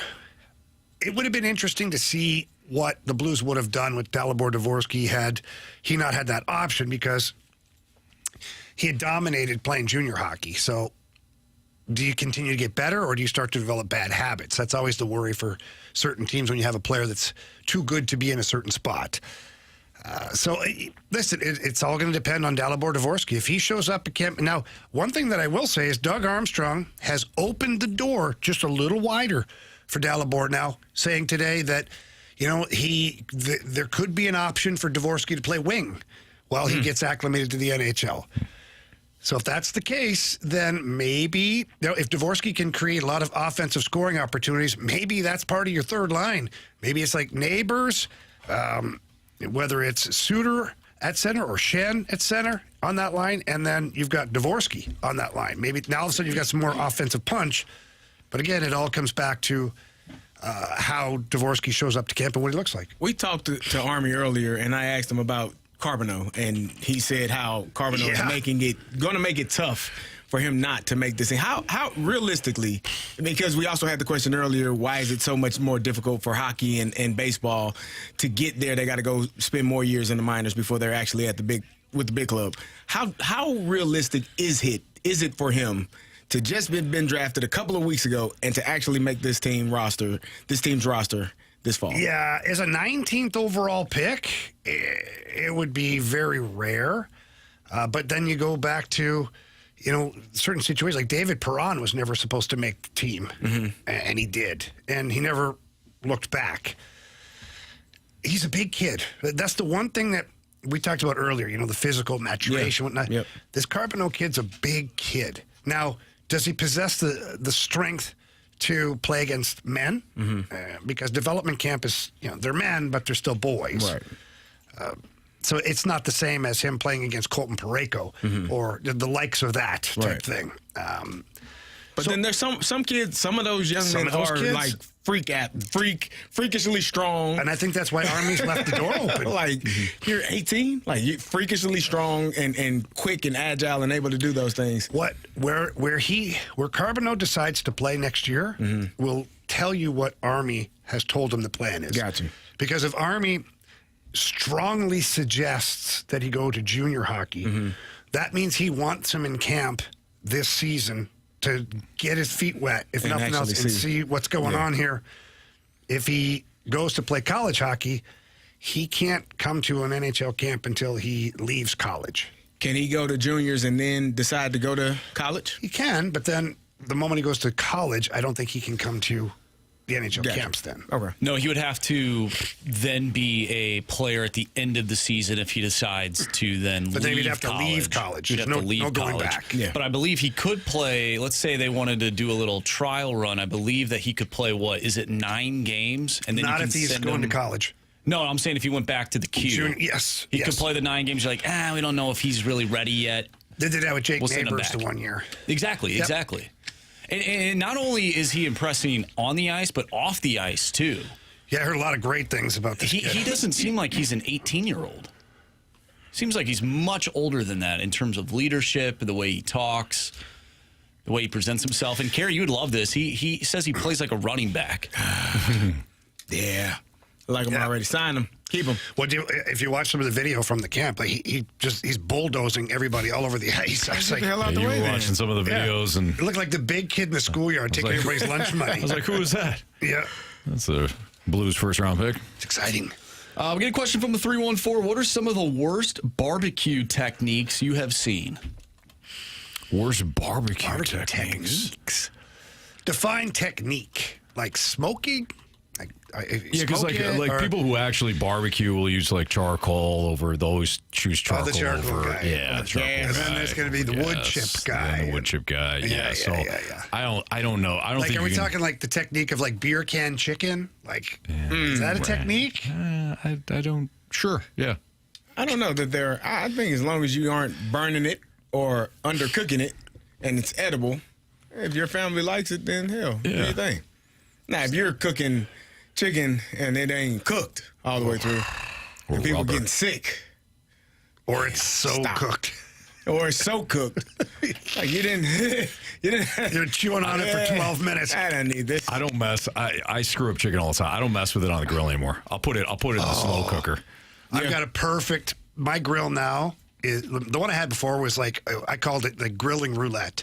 So it would have hot spots in different places. Oh, yeah. One piece is burning, the other one's raw. Oh, sure. This grill now, so far, knock on wood, everything is like even, and so I heat it to just about 400, and then put the chicken on, and then put the timer on because I don't want to screw it up on my phone. Put the timer on for about 5 minutes. Flip it, 5 minutes, done. Yeah. It is perfect. Juicy, cooked. It's good. Nice. Do you sear it first? Like you Steak, go- I would. Steak, Not chicken. No. Chicken, I like the grill marks on there. Yeah. With steak now, sometimes we'll put the oven on inside for like that 400, 450, let it get going, and I'll take the steaks, sear it super hot, and then onto a little pan in the oven for about 6-7 minutes. It's nice. There you go. The 618 doesn't like people that smash burgers. Well, it's weird because Yeah. you're basically killing all the juices out of the burger. Right. I'm with you on that. There's companies that make a living off of smash burgers. Now you can do the smash burger like on the Blackstone. Yeah. I've got one of those, and it's easy to do it there. And you kind of have a little thing you can hold it down, and whatnot. And you're kind of doing your best Steak and Shake impersonation. Yeah. But when you do it on a real grill, and you smush it down, the Yeah, all the grease grease gets is in, going down. Then the flames are up. burning it Yeah. on one side. No more eyebrows. What is your favorite sauce to put on like a burger that or anything, like you get your Chick-fil-A sauce, Frisco sauce, you just mentioned Steak and Shake, Yeah. cane sauce, different sauces, like So what is one Hidden of your Valley favorites? makes a bunch of these little bottles of like, I don't think it's salad. It's not salad dressing, but I would compare it to like a Chipotle ranch. Oh, yeah. It's got a little burn in there, lots of like bold flavors. I use it for like on my rice. I'll do rice and chicken with it on there. I'll do it with regular chicken. The other night we had some cube steaks, keeping it simple at the Rivers house. Yeah. Dip the cube steaks in there. I did not too long ago put it on a burger. It was fantastic. Yeah. Yeah, I think it's called, they call it taco sauce, or it's like the spicy, secret spicy sauce. It's really good. I don't think I've met a barbecue sauce I don't like. Sweet Baby Ray's. My favorite at home is probably Sweet Baby Sweet Ray's. Baby Ray's is good. Yeah. But I do love cane sauce. Yeah. Cane's is great too, Yeah, cane sauce. Don't always have it handy though. That's the Right. problem. The I grew Chick-fil-A up sauce is awesome. Loving Mall's barbecue sauce, but I think they changed the way that it tasted, like the original flavor. I don't know. It just didn't. It doesn't taste the same as when I was a kid. But I am a sucker for a good aioli. Okay. Oh, now you're talking. Yeah. Oh, yeah. Aioli sauce. Oh, yeah. Oh, a Chipotle aioli. Something about it. You like it, Sign huh? me up. Okay. Yeah. Yes. Mall's barbecue sauce reminds me of my late father-in-law. He used to only use Mall's. It's kind of Malt's good. Yeah. So Sweet Baby Ray's is good. getting some comments here. DLW1904, not a fan of Sweet Baby Ray's. I'm surprised. By the way, boys, I don't know if you know this. I think maybe you do, Anthony. I've got a barbecue sauce coming out.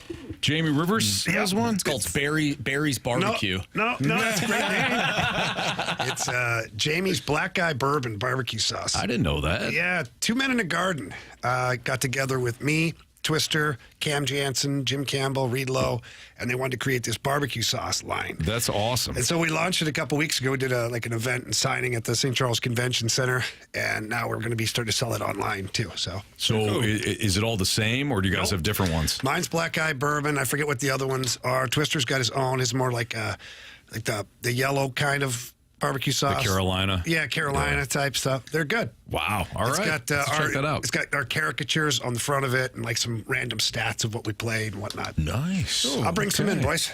All right. I like it. Splashback Deuces, Dunk used to bathe in that cane sauce. Yes, he did. Yes, he did. Wouldn't? Yep. Yeah. God bless you, Chris Duncan. All right. Our Freedom Friday and a Thursday continues. Keep those topics rolling in. We also need, by the way, we need a new Gauntlet contestant, right? We got one. Oh, all right. Just got one. Take that, Anthony. Take that and shove it. All right. Freedom Friday and a Thursday continues.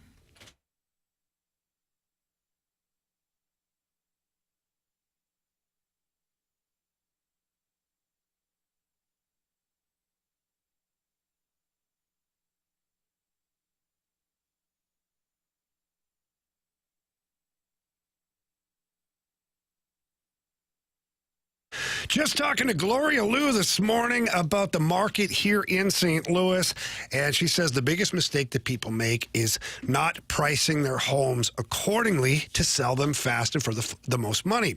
And Gloria's been in the business for over 20 years now, and she understands that each and every zip code around here is priced differently. And so people make the mistake of pricing their home based on somewhere else in the St. Louis area. Don't do that.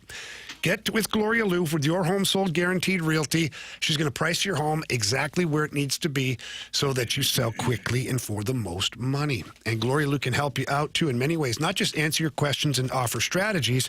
She's got a database with thousands of buyers that are ready to purchase your home. And that drives a lot more traffic, more eyeballs to your listing. And that's where you seem to get, what you're looking for, or even sometimes multiple offers, which means more cash for you. So don't hesitate. Pick up the phone, call Gloria Liu, tell her Jamie Rivers sent you in. Her number's 314-325-6888. Again, that's 314-325-6888. Or visit GloriaHasTheBuyers.com.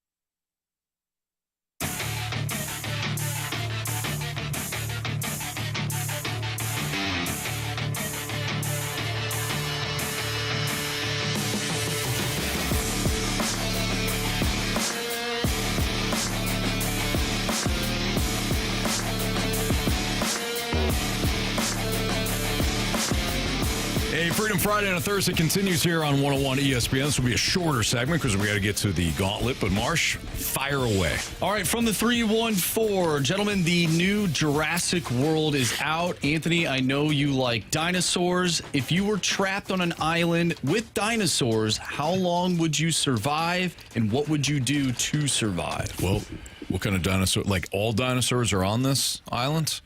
Act like you're in the movie. So he's got to navigate areas that are omnivores or carnivores, right? Yeah, okay. Absolutely. Tough. Herbivores. Well, herbivores are good. I yeah. mean, they're big, but they're scary. You can get stepped on. You could get stepped on. Yeah. Absolutely, Be yeah. careful. I mean, if we're talking about a T-Rex, T-Rex is poor vision, of course. We learned that in Jurassic Park 1 from Louis Arms Dr. can never Alan find his Grant. wallet when the bill comes. Oh, totally. Yeah, he's absolutely, Jamie. So, from a T-Rex standpoint, you don't move and you hope that it loses track of you vision-wise. Now, if it's a velociraptor from the movies, you're pretty much donezo. Not much you can do there, yeah. You can hope to train them, but if you didn't imprint on them when they were young, then, again, good luck to you. Allosaurus probably going to jack you up pretty quickly. I would look to just kind of find out wherever the carnivores are hanging out and go the opposite way and hope that they're not hunting me, But it's going to be tough. It's going to be real tough. You got to stay out of the tall grass. Sure. I think Raptors like the to initial strategy would be to stay as hidden as you can while you evaluate which dinosaurs are doing what. Because we might think we know dinosaurs, but we probably don't really. That's a good point. So if I'm watching a certain group of dinosaurs, I'll find out quickly if they're herbivores or carnivores. And then if I know that they're herbivores, I can hang out in that area a little more secure based on the fact that they're not really going to try and eat me. They might take a swipe at me because they don't know what I am, but at least then I've identified an area that's somewhat safe. What if you are on one part of the island and you're trying to leave, right? Your extraction point is on the other side of the island and you have a timeline. Yeah. How are you navigating that? Are you taking time to assess the area, or are you just beelining it to your No, you don't want to extraction point? Beeline it because a lot of those things, they're hunters, right, by nature.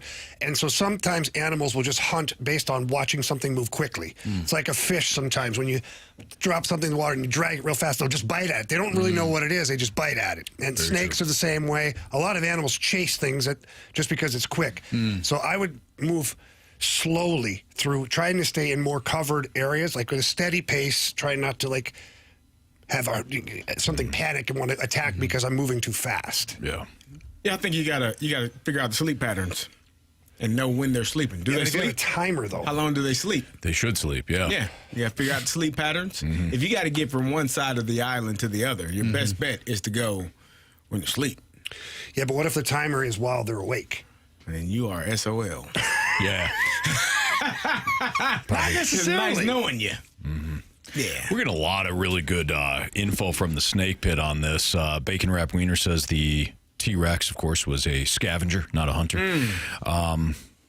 Splashback Deuce said you collect T-Rex urine to scare off the smaller predators. We learned that in Jurassic Park 3. Yeah, we did. Sean brings up a really good point. Don't sleep on the herbivores. The Ankylosaurus is a literal tank. That's the one with the massive That's what I said. rock. And we learned careful. that. We learned that in the second one. I would in hope to Lost maybe. World. Oh yeah, I would hope to maybe ride an Ankylosaurus. I If it feel doesn't like throw that me off would the be back, dangerous, though. It would be very I feel like dangerous, but it would panic, and then they'd want to stomp you. yeah. Hugh brings up a good question. Is there pools on this island? Because Anthony falls in love and then he's screwed. Could be tough, Hugh. I'm not going to lie. Look, I give myself I'm not getting in the water. If the dinosaurs are around, I don't know. I don't know what's I'm not getting in the water with a Mosasaurus. Forget it. You got to drink. You got to eat. So you're probably going to die from starvation before you die from being eaten by a there's gonna be dinosaur. little Would you rather dinosaurs that be you can eaten kill, by the for dinosaur? sure. Really? Yeah. Yeah, you go with your bare hands. Yeah. A little Well, dinosaur. I'll take a You know what tree and comes with club little that sucker to dinosaurs? death. Big dinosaurs. They're babies. I don't care. You should. If I'm going to die, I'm going to try and at least do it my way. That one guy in the Lost World, those little dinosaurs ended up getting him. So little compies? Yeah, rushed down in the things are water. nasty. All Take a because his big buddy tree wanted to put branch. headphones Just on and start listen to Dave clubbing Matthews everything. Band. Yeah, he did. Yeah, you're right. That's what happens. All right. Real good stuff, guys. Yep. Real good stuff. Solid. I give us 7 minutes on that island. About 7. Oh, no, I think we'd last longer. 7 hours. Yeah, I would last 7 hours? Yeah. You're not going to be hunted right away. You're not necessarily automatically going to be hunted either. It depends on what they've eaten, when the last time they've eaten. Like, they may not even view you as something they want to eat, Anthony, although you think very highly of yourself. That's true. Anthony, they might think that you are one of them because I've seen you in the past. You got a little bit of T-Rex in you. Yeah, thank you. What, you never pays the bill? Is that what you're saying? No. You're like the guy from the Anthony. Catalina wine mixer from Step Brothers. Oh, yeah. The father. He had a little bit of Absolutely. T-Rex in him, He too. certainly did. You never really lose it. I thought you meant the short arms. Oh, no. Pocket. I didn't say it. I bought you lunch one time. You did. And he complained And then the you entire complained. time. Well, it took you so long. I'm starving. Jeez, I got to eat this in 3 minutes. Meanwhile, He arrived. He arrived while they were wrapping up the show ahead of us. I had to. You just poop later on because I had to swallow the whole meal. Meanwhile, the meal is double chicken, double rice, double this, double that. Damn, what took you so long? I'm dragging it up the stairs at Enterprise. Oh yeah, that's right. How's the parking that day? It was awesome. Okay. It was great. If not, you would have seen me at 3 o'clock. Yeah. All right, Gauntlet next on 101 ESPN.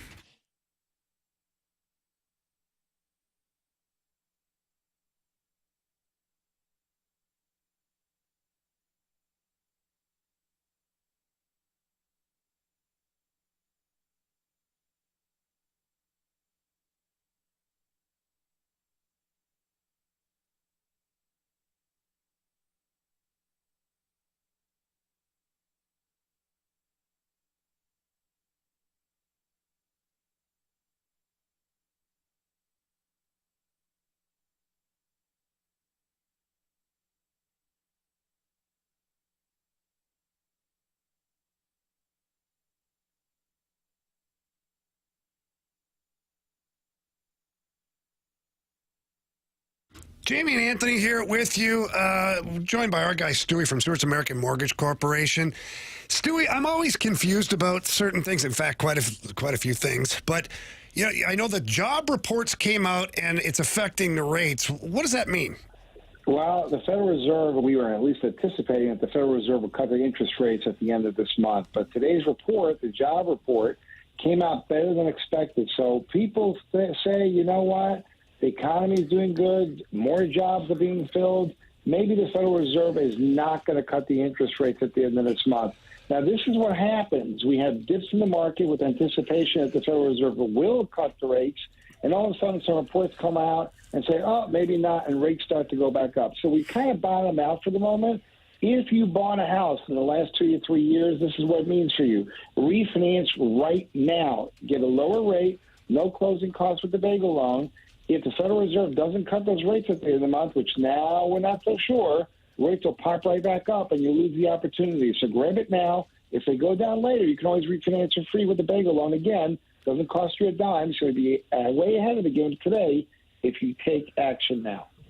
But in order to take action now, you need to pick up the phone and either call or text Stewie on his personal cell phone number, which is 314-324-4440. Again, that number is 314-324-4440. Don't be stuck on the sidelines. Actually do something to help yourself save a lot of money, because our guy Stewie, he is an absolute expert. And Jamie, if you missed that phone number, what can you do? Pretty easy. Just Google the bagel loan. Stewie, keep up the great work. Happy 4th of July. Happy 4th, guys. NMLS number 226715.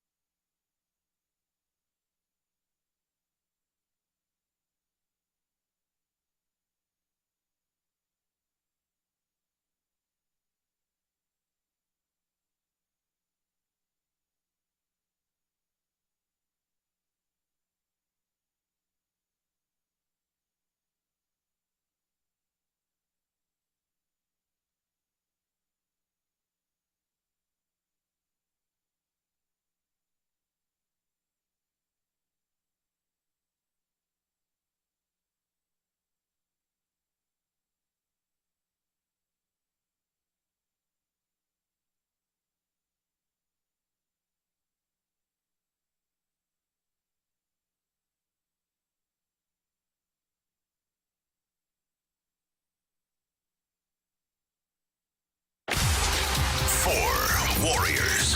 4 categories, 1 challenger. Can you survive the gauntlet? Brought to you by Blue Note Roofing. Roofing, siding, and gutters. Visit BlueNoteRoofingSTL.com for a free inspection. 4:05, your time check is brought to you by Clarkson Jewelers, an officially licensed Rolex jeweler, with Andrew Marsh, Carey Davis, and Jamie Rivers. I'm Anthony Stalter, and we welcome in our latest listener into the gauntlet. It's Dan. What's up, Dan? Hey guys, how you doing? Man, we're doing great today. We got a Freedom Friday on a Thursday. We're all in great moods ahead of this 4th of July weekend, but we've also lost 4 straight gauntlets. So, yeah. Not great. So catching us at the right time, Dan. The board is open. Would you like Marsh, Carey, Jamie, or me? You know what? Love listening to Rivs go on and on about all his stories. I'd like to take on Jamie. All right. Jamie Barry Rivers is going to head into the Conus Islands. I get it. 4th of July is going to pick on the Canadian. All right, Dan. That's my read on it. All right, good luck, buddy. Thank you. You too. All right, so Jamie's going to head into the Conus Islands with our guy Mike Ryder, who's in there right now. So, Dan, go ahead and tell Marsh to spin that wheel. All right, Marshy, go ahead and spin that wheel. Dan, what category are we hoping for? Honestly, if I can avoid hockey with Jamie being the resident hockey nut, that'd be great. Otherwise, I'll take whatever.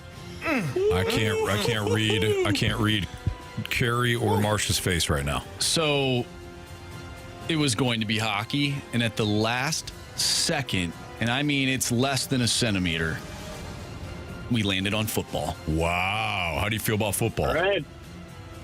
We'll see what happens. Okay. All right. Football is the category. 4 football-related questions to you, Dan. Same 4 football-related questions to Jamie. Thank you, Marshy. Each question is worth 2 points unless you ask for the options. If you ask for the options, those questions become worth 1 point. Are you ready? Yes, sir. Question 1. Which NFL team plays their games at Highmark Stadium?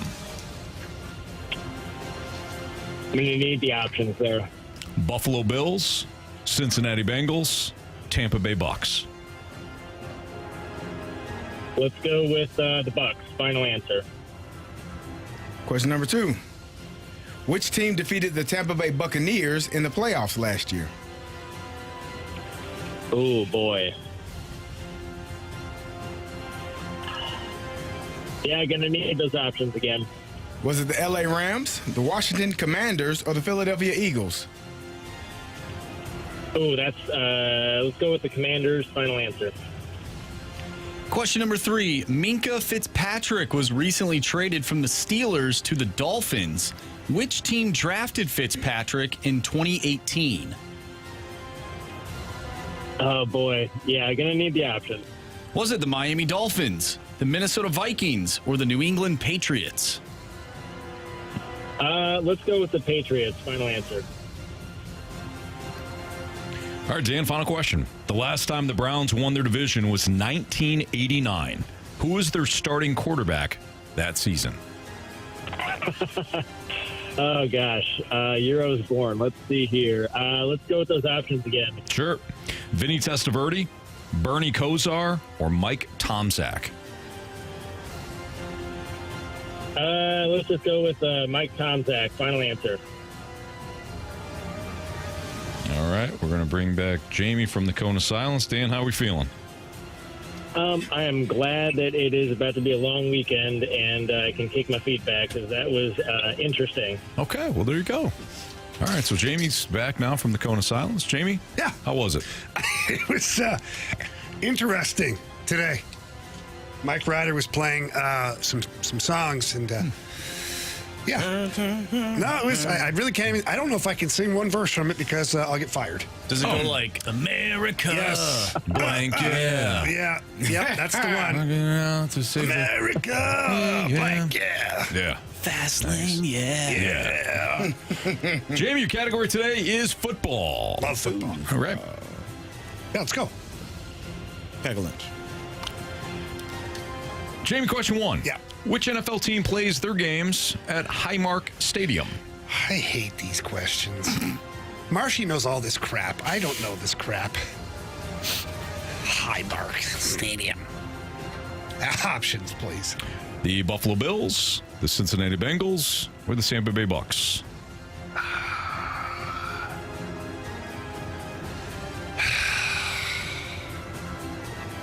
I'm going to go Cincinnati Bengals. Final answer.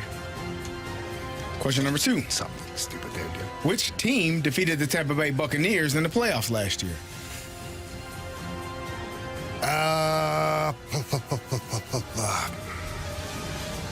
It's a really good question. It's the Eagles? I'm trying to think of the playoff rounds, how it matched up.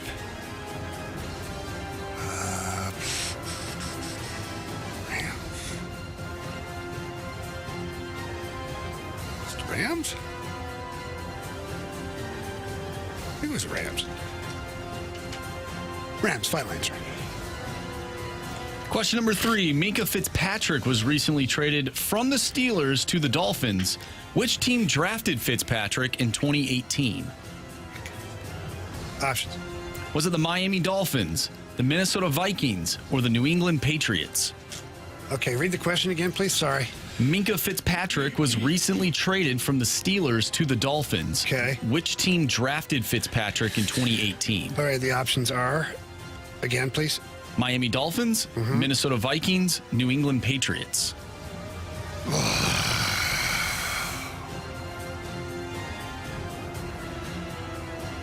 Minkah Fitzpatrick. I can only see him in a Steelers uniform. Son of a... I think it's one of those goofy questions. I'll go Dolphins. Final answer. Final question, Jamie. The last time the Browns won their division was in 1989. Who was their starting quarterback that season? Is it Bernie Kosar? 89. Vinny Testaverde, Bernie Kosar. 89. I'm going to go... 89, you said? Mm-hmm.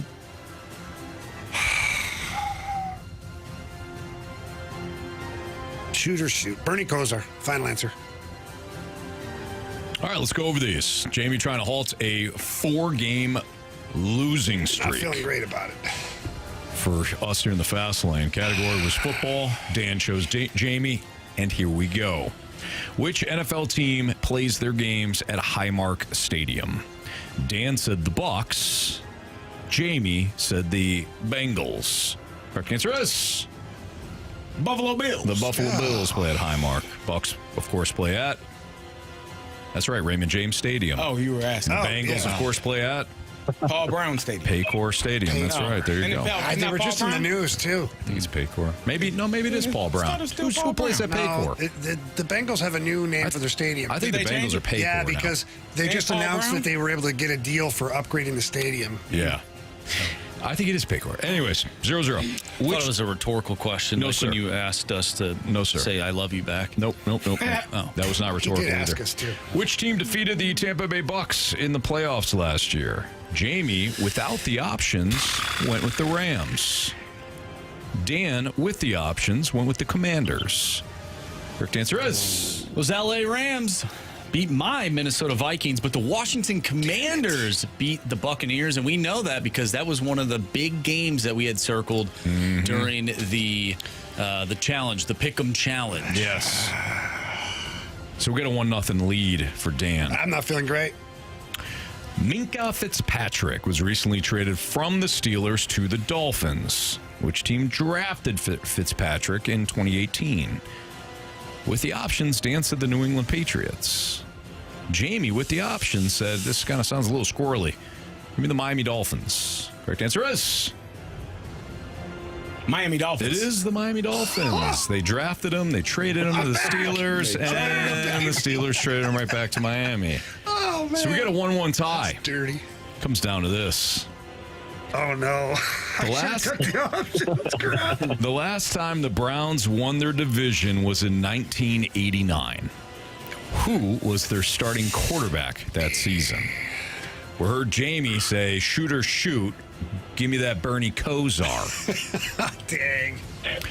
Dan took the options and went with Mike Tomczak. Do you want to know the options? No, because I don't think Bernie Kosar is one of them. Go ahead. Bernie Kosar. Okay. Mike Tomczak. And Vinny Testaverde. If it's... I don't feel good.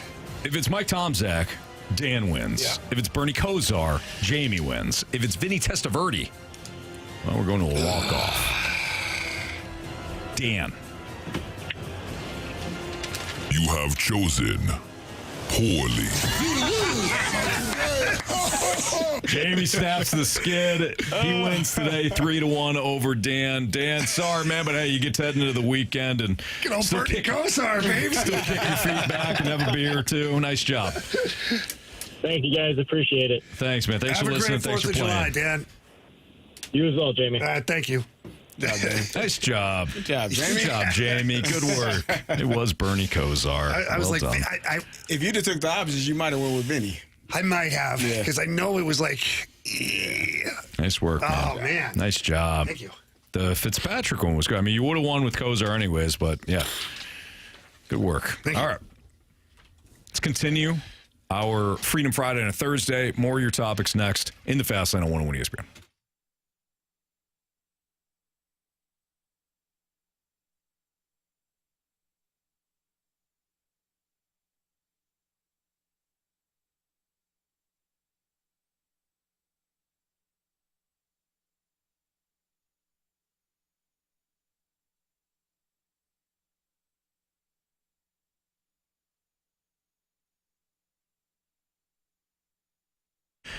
If you haven't yet, you got to play Underdog's Champions Game. It's one of the fastest growing sports game apps. You can play now right here in Missouri. It's simple, it's fast, it's built for fans who really enjoy baseball and really enjoy cashing in on your hot takes. So if you've got a feeling that a player is going to go higher or lower on their stats, and they've got all kinds of stats at Underdog, whether it's home runs, total bases, RBI, run score, they've got it, right? You have a hunch on a player, and you build your lineup. If you get your entry correct, you could win up to $1,000 or 1,000 times your money, I should say. So that means you could turn a single dollar into 1,000 just by getting a few picks right at Underdog. Play Underdog, cash in. Their app has over 100,000 five-star reviews and millions of users, so you can be the next to win it big. Just download that Underdog app, sign up with my promo code Anthony to unlock a special offer of up to $1,000 in bonus cash when you make that first deposit. Again, that promo code is my first name, Anthony, at Underdog Fantasy. Must be 18 plus in present Missouri. Terms apply. See underdogfantasy.com/web/deposit-match-terms. Concerned with your play, call 1-800-GAMBLER or visit www.ncpgambling.org.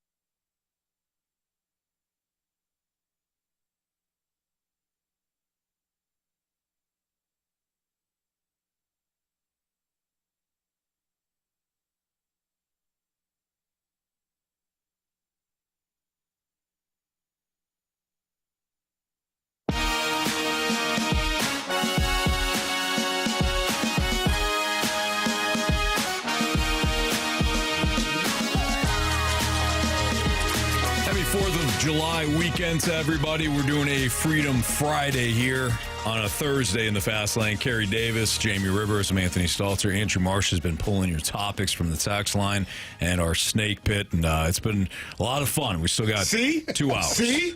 You see? You see what he did? You saw it. I was ready, and he kept talking after he said snake pit. Yeah, the signal, of course, is the pause. There's the indicator. How's he supposed to know that, Jamie, Anthony? Yeah. thank you. Thank you. When there's a long pause, then. But why would you? How do we know when you pause? When I pause. You got to anticipate, and I was ready. Jamie saw me. I did. And you just kept talking. You know, Carey, here's the thing. Here's what I've learned. It's like a quarterback that screws up the cadence. It just changes it for no reason. Let's call an audible. Yeah, but and everybody's got to be paying attention. That's when your own guy jumps offside. That's on him. Jeez. Carey, Never your fault. I've learned that you got to take responsibility at some point. I did. I told you all. What? It was my fault. Yeah, but you didn't believe it. Yeah. You just said Fast it. laned up. But it wasn't my fault. Air Comfort Service tax line is 314-399-9646. Of course, we've got the YouTube channel rolling right now. You call that the snake pit. There we go. It's that easy. I mean, guys, it doesn't have to be that complicated. Marshy? Yes. What a piece of crap. Right. Marshy, what's our latest topic, pal?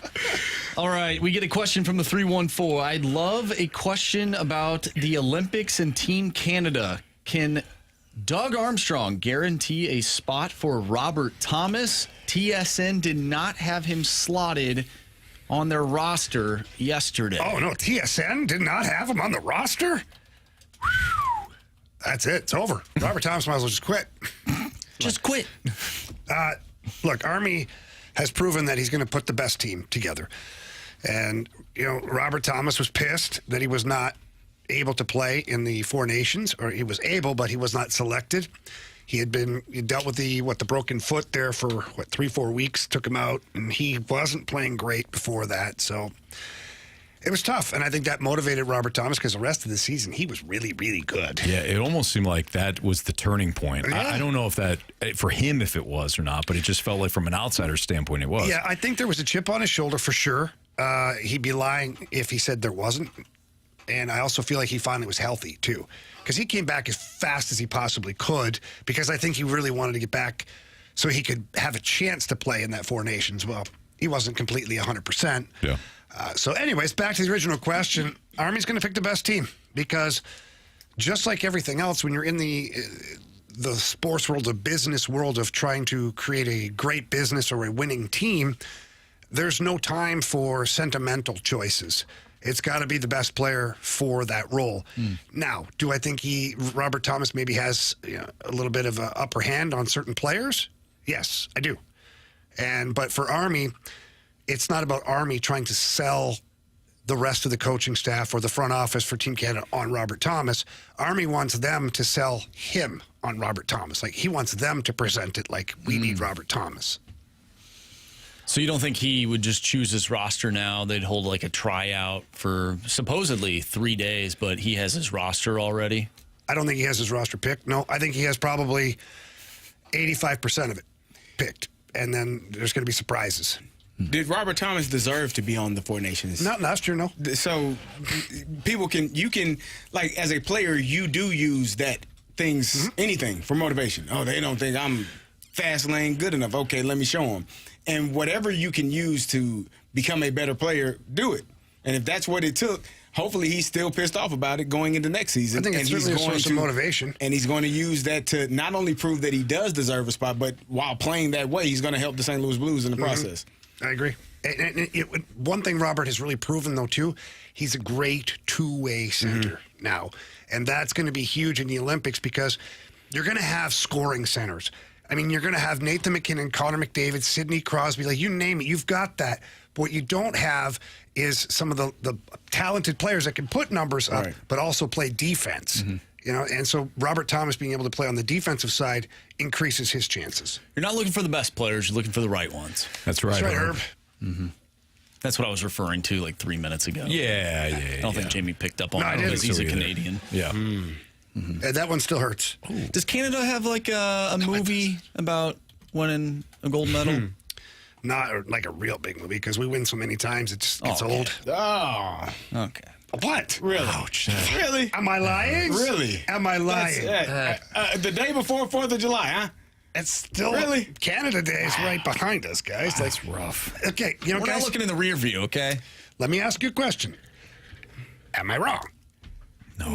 They made a documentary about the Bulls, the '90s Bulls. Yeah, they won a lot. Yeah, a lot. Right? But that was like but they won 6 in a row. Like an that era. thing. Like the Olympics every 4 years, and like last time And you're just so dominant. No need to talk about it. You know, 4 nations. Same thing. Come on. No, they're just. I haven't seen a movie out there about Canada. We don't need to worry about it. It's like when it's just sort of something just like normal that you do. It's really not extraordinary. How did they fare in the late 70s and early 80s against the Russians? Not great. Not great because all the best players in the NHL. Bottom line. Well, how's Canada been since NHL players have been involved? Pretty damn good. We're not winning this one, guys. Okay? I'm not being a jerk. God, guys. He's telling his truth. Paint me with that brush. This isn't 1776 to 1785, us against England. It's just, we're not winning this one. You really threw that date? Yeah. 1785. 1776 to 1785. What happened in 85? That's how long the Revolutionary War was. I call bull. He's staltering us right now. Totally. They signed the declaration in 76. Okay. The war wasn't over then. Gotcha. We declared from England our independence, and then England sent over a massive amount of ships and said, no, oh, no, you don't. Ships. Oh. I got 1783. Okay, 83. He's in the area. That's not bad. By a few years. 83. It's okay. He's in the area. It's close enough for me. Yeah. I'll give you full marks for that one. Thank you, guys. Did you know that? I did. Really? Yeah. I'm proud. Thank you. Because I had no clue here. I don't know anything. Yeah, I forgot about historical. that. I don't want to say Yes, anything. you do. I do know. I know the Bulls won 6 out of 8 in the 90s. How much stuff do you think you've retained from school? Not much.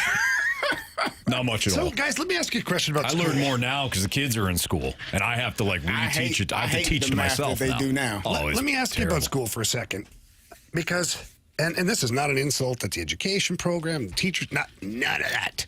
But having 4 children of my own, and now having adult children who don't know how to do anything, by the way, where are we failing? Because I know, like, I talked to my mom and my dad way back when they went to high school and whatnot, and as sexist as it was, the era was the men were taught a trade. They were working on cars or woodwork shop or whatever. And working on their wood.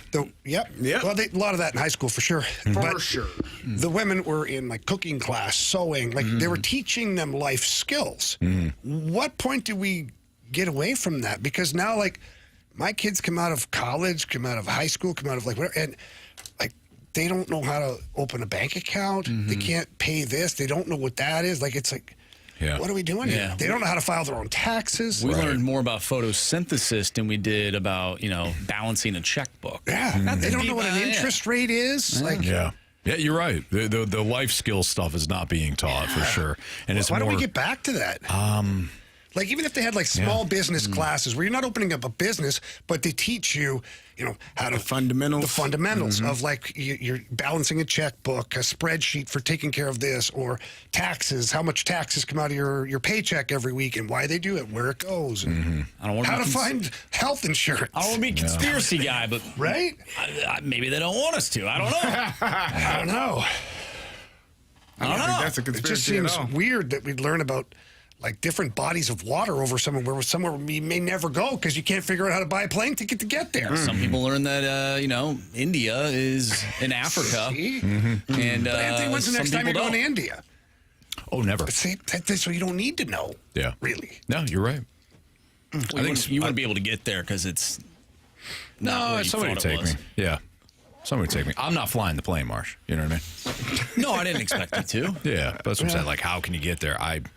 You buy a ticket. Buy a ticket to India. And you know that you're going to India. Now, you get there, you might not know where you are, but you know you're in India. Well, guys, I know it now. I'll never forget it now with this massive amount of shame and embarrassment and failure. I don't think the fact that you just knew the Revolutionary War was 1776 to 1783. Chris B in the snake pit says, parents teach you that stuff, Jamie. No, they don't, because parents now, both parents work full time. They come home, they don't have time. Like, it's not as easy as you think of, like, sitting at home with mom or sitting at home with dad on the weekend. So you got 4 kids, they got sports, they've got different things they're doing. Right.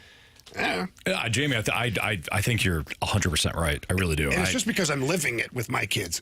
I'm teaching them, like Ashley and I and their mother, like we're teaching them constantly. Why don't you know this? No, I don't do that because I don't even feel stupid. Because they've just never been taught. Yeah. Not everybody has a Karen to help you out. Very true. Well, Karen only helped me with the actual schoolwork. Yeah, she didn't teach Jamie how to. She didn't teach me how to run a business. Checkbook, yeah. Not that you have to do that anymore. I'm sure she would, yeah. I'm sure she would have. I think Splashback Deuce puts a bow on this in the snake pit where he goes, chloroform. More like borofform. We know it's chlorophyll. Oh, yeah. More like borophyll. Well said, Splash. All right. We'll continue with a sports six-pack related Freedom Friday and a Thursday. Flashback goes, parents are staltering half the time. Yeah, oh yeah, big time. Yeah, where do you think I got it? They changed. I'm pretty sure they changed the math. They did. They changed the math. They changed how they do it. So they come home and ask me for help. First of all, it wasn't help. Yeah. No, but even for Ashley, who's like her big brain person, she's like got to figure out like how they're doing it now. What's the purpose? I don't. Like they made it much harder. Like so many more steps. Why do you have? Yeah, they're like you have to drop the numbers down. Not like just basic math. Just taking out all the paper in the world. Like, come on. It's ridiculous. It's terrible. You should use a calculator. That's why they made them. That's why You're not wrong. They have save you a lot of calculators out there. You know, and you need to go calculators on your phones now, Texas too. Instrument. Everybody's got a phone. Cosine or a sin or whatever it's called. Cosine. Cosin? Yeah, it's COSSIN, and there's another. Yeah. For what? The calculator? math. For math. Yeah, I don't know what you would use it for. All I know is when I help the kids with the math, Carey's right. They use like three pieces of paper for one problem.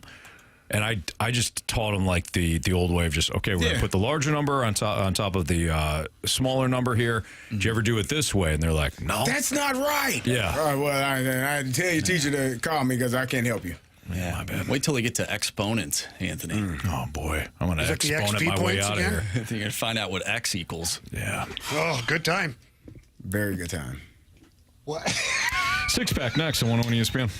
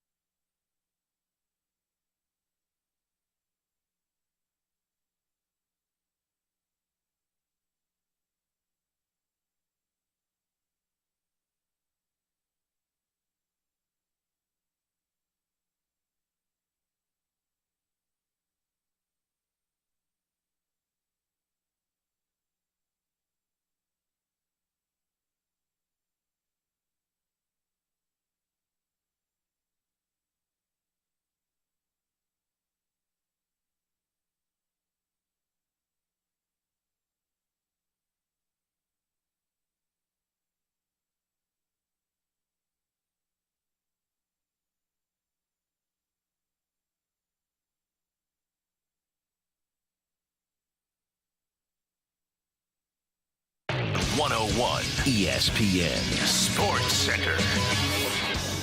I'm Andrew Marsh. It's time for a Sports Center update driven by Johnny Londoff Chevrolet and Johnny Londoff Autoplex. It is Freedom Friday on a Thursday ahead of the 4th of July. So get your text messages into the Air Comfort Service text line 314-399-9646. Earlier today, we talked with Doug Armstrong. If you missed that interview, make sure you go to 101ESPN.com or check out the free Dobbs Tire and Auto Center's 101 ESPN mobile app. Just head to the podcast page. You'll find that interview, all of our interviews, and all of our shows. That's all brought to you by the Schaefer Door Company. The Cardinals are off today, but they'll be back in action tomorrow in the Windy City, taking on the Chicago Cubs. First pitch tomorrow is at 1:20 with Miles Michaelis on the mound, and you can watch that game on Apple TV+. We have a Freedom Friday on a Thursday Sports Six-Pack, so again, get those questions in to the Air Comfort Service text line. That number is 314-399-9646. We'll do the six-pack next. I'm Andrew Marsh, and the Sports Center update is driven by Johnny Londoff Chevrolet and Johnny Londoff Autoplex. See them at londoff.com. Chevy, together we drive. Are you kidding me?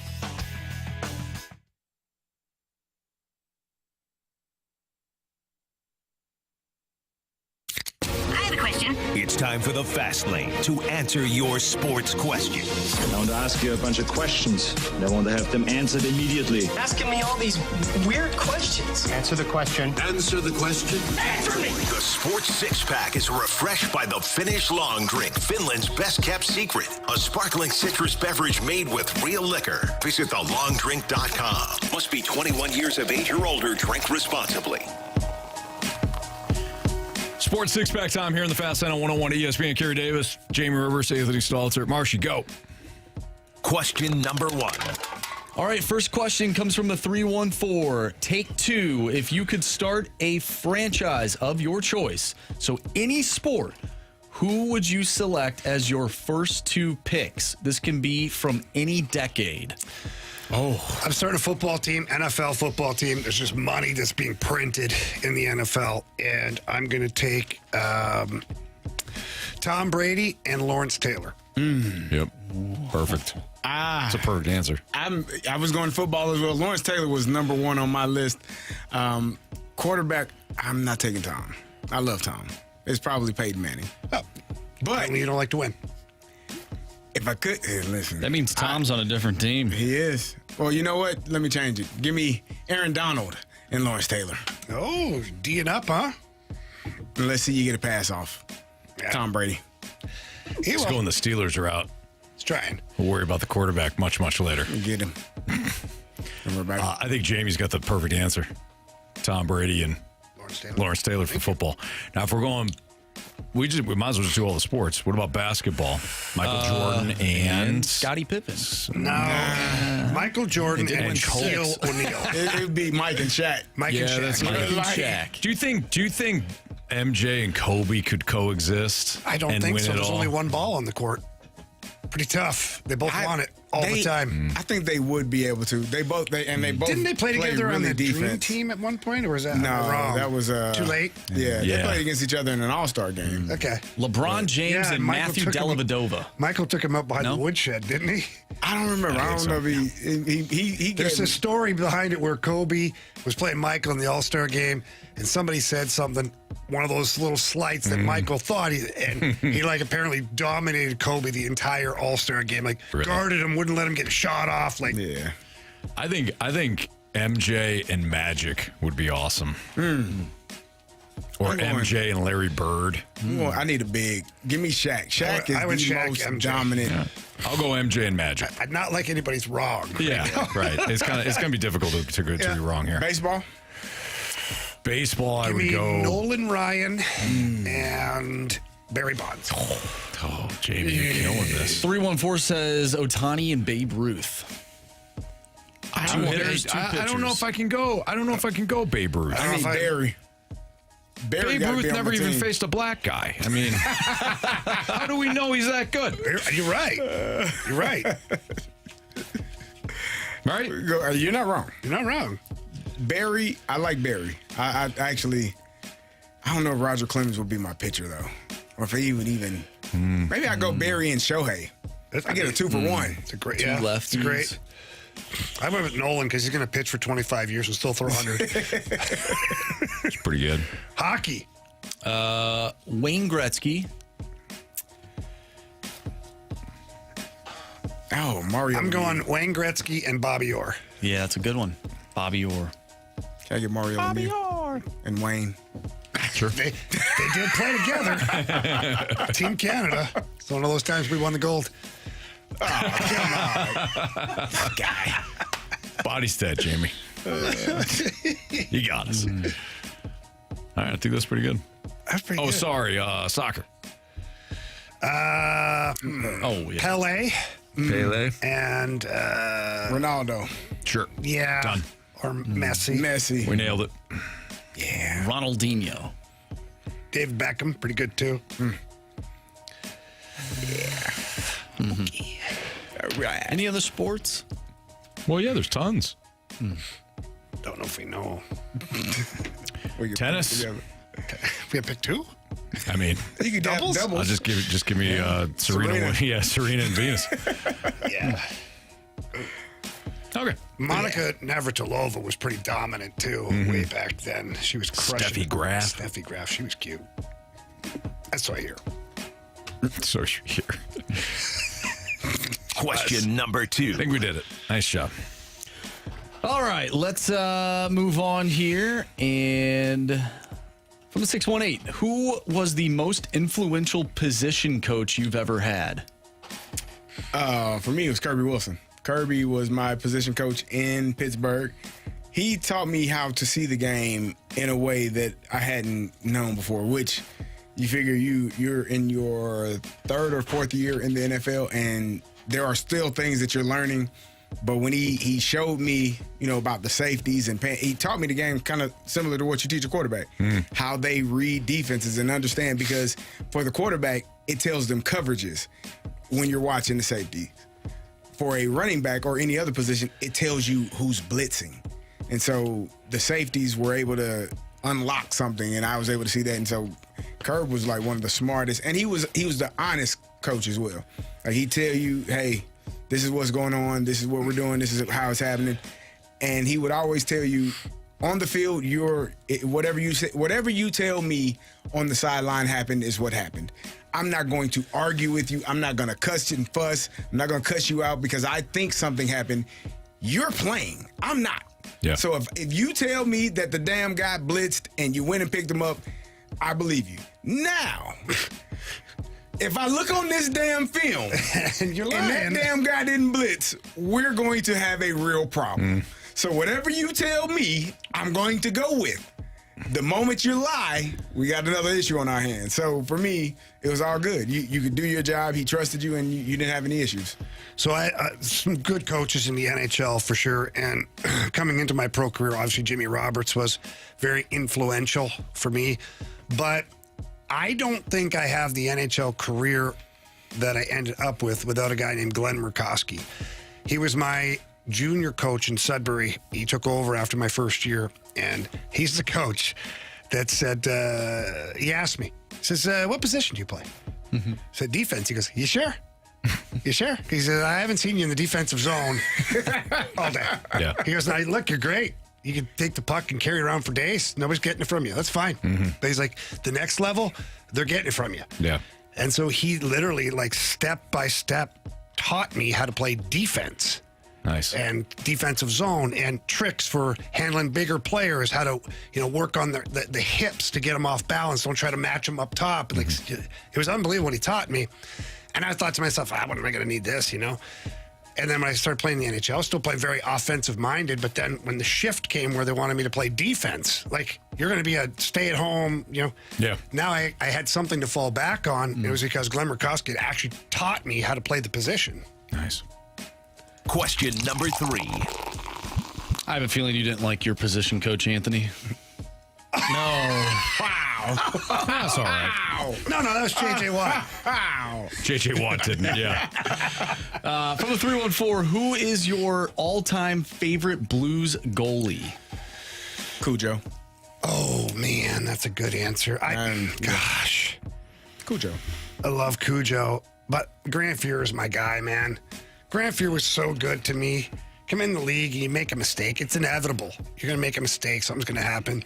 And you got some goalies that will, like, you know, not really yell at you, but they'll, like, stare you down after. Like, really? Like, that's the play you made, you know? And it sucks because then your confidence is kind of rattled and you're like, he hates me type thing. Yeah. Fiercy was so awesome. You make a bad play and he'd be like, yeah, might want to skip that one next time.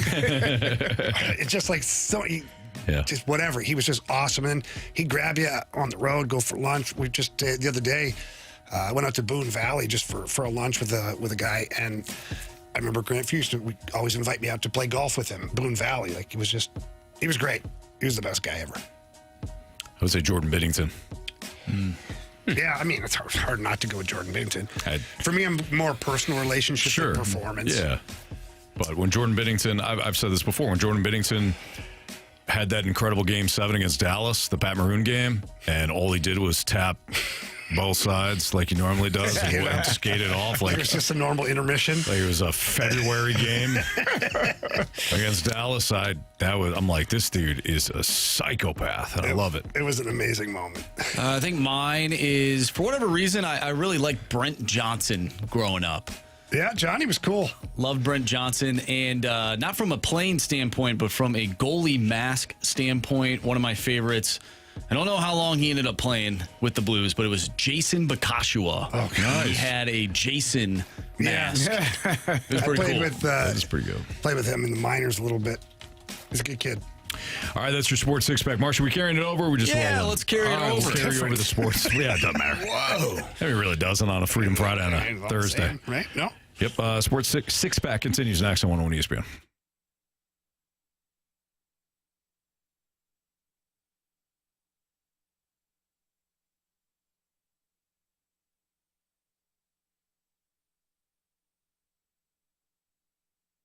My guy, Derek Stevens, over at Circus Sports in Las Vegas, he just loves to do it right. I mean, he just does. And he's got two great contests that are going on right now. The Circa Million and Circa Survivor, $21 million in guaranteed prizes. And there's no rake. You're probably asking yourself, what does that mean? It means if the entries go above the guarantee, all that extra money, right back in the prize pool. And all you have to do for those contests is get out to Vegas, get out to Nevada, get into the Circus Sports book, which is awesome, by the way. It is amazing. Sign up there. You have until September 6th at 2 p.m. to get your registration done. And then after that, download the Circus Sports Illinois app, and you can work everything right there from the palm of your hand. And the app has great odds out there. The best odds of any app that's on the market. Download everything else. Take a look. Compare it. I'm telling you, they've got the best odds, which means also the biggest payout. So please don't miss out on any of that action. Visit the casino or download the app. Bet like a pro today with Circus Sports Illinois. If you or someone you know may have a problem with gambling, call 1-800-GAMBLER or text ILGAMB to 833-234.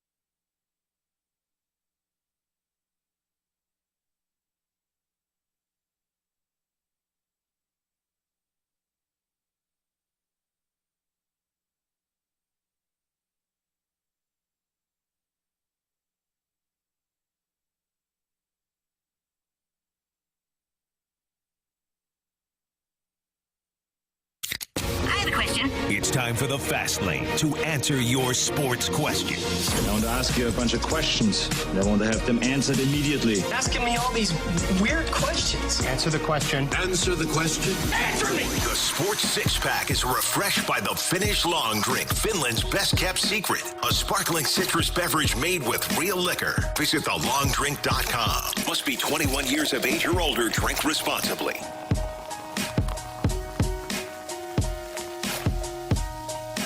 All right, our Sports Six-Pack continues here in the Fast Lane on 101 ESPN.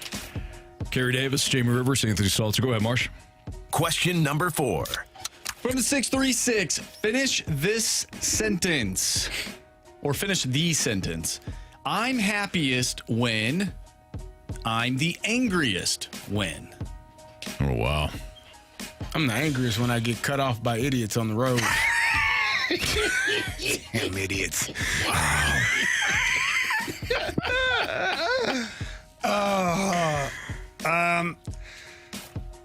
Oh, man. I mean, there's so many things that make me happy.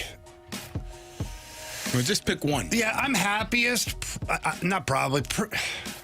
Yeah, with certainty. I'm happiest when I'm able to be at the lake with, like, all of my posse. You know, the kids, girlfriend, all that stuff. At the lake, beautiful weather, sitting down by the beach, whatever, out on the boat. Like, that's my happy place, for sure.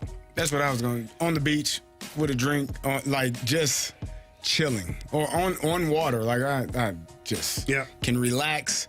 You don't have to worry about any of your phone. You're not worried about people calling or texting or responding. You're not worried about work things. Like you're just away from all of it, and you're good. Yeah, mine's definitely, it really doesn't matter where we're at, but when we're all together as a family, like we just took the trip to New York, and, there's certain moments where you're like, man, this is can't beat this. And yeah, if you have a couple of, drinks and you're enjoying it, and the kids are out playing, you get a chance to watch them or playing sports with the kids, that's definitely my happiest. My angriest is definitely when Dave Matthews comes on the airwaves. My angriest, I'm trying to think of my angriest. I think my angriest is when someone disrespects me or acts like I'm an idiot. I don't like that. When I know, like, I'm not a stupid human. So if someone tries to act like they're smarter than me or better than me or disrespect me or, like, kind of try and put me down, we're having words, man. Yeah. Like, disrespect for me is like the ultimate, like, I can't walk. I'm trying to get better. But, like, if I feel like you are disrespectful, and it really doesn't have to just be me. Like, if you're disrespectful to somebody that is unable to protect themselves or defend themselves. Oh, yeah. Or, like, hate that. Bullies. I hate them. Yeah. Don't do that. Like, just be respectful, man. No doubt. Yeah. Actually, I think what makes me angry is when somebody's just disrespectful, period. Yeah. Not even just to me, just to other human beings, to kids, to, like, whatever. Yeah. I don't like it. We're getting some other thoughts here. Splashback Deuce says, happiest when my boys are laughing, and he's a playoff, but I'm assuming playing together. Angriest when someone leaves an empty toilet paper roll. That one's tough. It's okay if there's toilet paper there. It's when there's none left. Yeah. And then you're going to be carrying it. Because everyone else take a shower. Everyone else bought it. Exactly. Yeah, that one's tough. To buy up all the toilet paper. Adam asks me, excuse me, Jamie, what do you go to the lake with? I don't understand the question, so if you can go probably with beer and drinks and clothes. I bring swimsuit, water attire. Half of a swimsuit. Sometimes half of a swimsuit, yes. Most of the time, half of a swimsuit. Yeah, I don't even consider. Always bring a case of beer for sure, because I drink beer out on, like, down by the dock, out on the boat, whatever. It's always good, nice, cold beer. And then we'll break out maybe a bottle of wine if we're eating some steak at night. A little bourbon after, for sure, by the fire. Nice. Yes. It's my happy place. Yeah. Gator, yes, I have two daughters. One son. Yeah, we saw the little ones here the other day. They're causing They're in there chaos. Leaving their food on Anthony's desk. They were. He kicked up. No, they were chilling. They did hide behind, like, when I got done after the show, I was going to grab them. And my son was hiding behind the door. I'm like, get from behind the door. Let's go. I'm like, where's your sister at? Like, she's in the bathroom. So I walk down there. I start walking to the bathroom. She's like, hey, you left me. I said, where? I was hiding under the desk. I'm like, oh, God. Oh, she was under the desk. She was under the desk, yeah. That's hiding. So that's hilarious. That's funny. Question number 5. Crazy kids. That's good, though. Yeah. From the 573, do you guys have any crazy stories from the golf course? Oh, golf course, no. I had a friend. I did. I went golfing with my coaches one time, and we all giving our scores. We're keeping track of our scores, and he had never played golf before, and so we're all giving our scores. Oh, we are. We were 4 over on that one, 2 over on that one, and each time he's like, I was even. Oh yeah, that guy. I was +1. I'm like, me and my other friend like, the hell is he counting? Yeah. So it's literally like one of his first times playing golf. So we get to like the 7th hole and we're doing our numbers and like, dude, you are way off.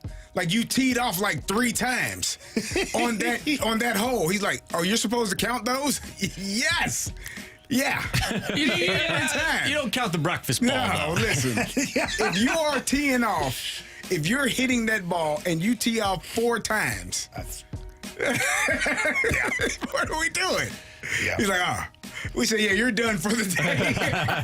You just watch us the rest of the day. We're not counting. We're not counting your scores. Yours doesn't count. The worst, never mind a crazy story. The golfer, we'll just use that like the air quotes, the golfer that never loses his ball is the one that makes me so angry. It's amazing, isn't it? And I watched this. Yep, found it. This one guy that I golfed with one time, and he always had a spare ball like on him. And he would hit this, and we would all be looking like for like, there's no way. Oh yeah, I got it. Like we get 10 feet away from you, found it. You're like, bull. Yeah. I was just standing there. Watch it go in the water. Saw a splash. So we started getting there, like we get on the range, whatever, or the putting green. And you would see the little rack of the balls, and like you put them in the golf cart, whatever. We started taking the marker and like putting different symbols on each ball. Yeah. And we caught him one time. Wow. Because he's like, oh, I got it. And I'm like, you were playing with a ball that had an X on it. He's like, what? I go, yeah, that one has a dot. He's like, I don't know. Maybe I got the wrong ball then. I'm like, yeah. You think? You're cheating. Well, I don't understand people that do that because the people you're playing with typically can suss that out. And typically, if you don't understand people that cheat, huh? I just don't get it because are you trying to get Are you trying to get better for trophies? No, they were playing for money. Yeah. So there's if you're playing for money and you're cheating, you might get it. You got a problem. You might get your ass kicked. This guy, we knew him pretty well. I ain't gonna say 4 next time I hit it towards you. Even though he would do that, he never really won any of the money. Yeah. But we still made him buy everybody dinner that night. I said, you're buying dinner. Yeah. As far as crazy times, I mean, there's a few, like a bunch of hockey players to tournaments and you're drinking and like whatnot. I remember the Red Wings were playing up at Traverse City and Chris Draper drove the golf cart straight into the pond. Had one of those. I don't know what he was thinking. He don't even know what he was thinking. He just went right in, huh? And then another time up at golf course, way in the boonies. Like I say golf course, it's like a pasture with holes. It's like up in the lake, like in Canada, the backwoods. Oh, yeah. And my buddies and I thought like the back nine, we were pretty juiced up at that point. That point, we thought it was okay to play full contact golf. So while a guy was taking his shot, you could hit him, like body check him, like hockey. It got ugly quick. That is hilarious. Yeah. You gotta watch out for the back. You gotta be careful, right, so you don't get hit. But it was like hockey. You gotta time your hit right. And the guys who were hitting the ball didn't know where the guy was coming from. Could be anybody in the foursome. Wow. That is hilarious. That's fun. I don't advise it, though. Even kids that are listening, I wouldn't advise that. No, don't advise it. And the golf course would probably get mad at you, too. Yeah, probably. We got the biggest question of the day next on 101 ESPN.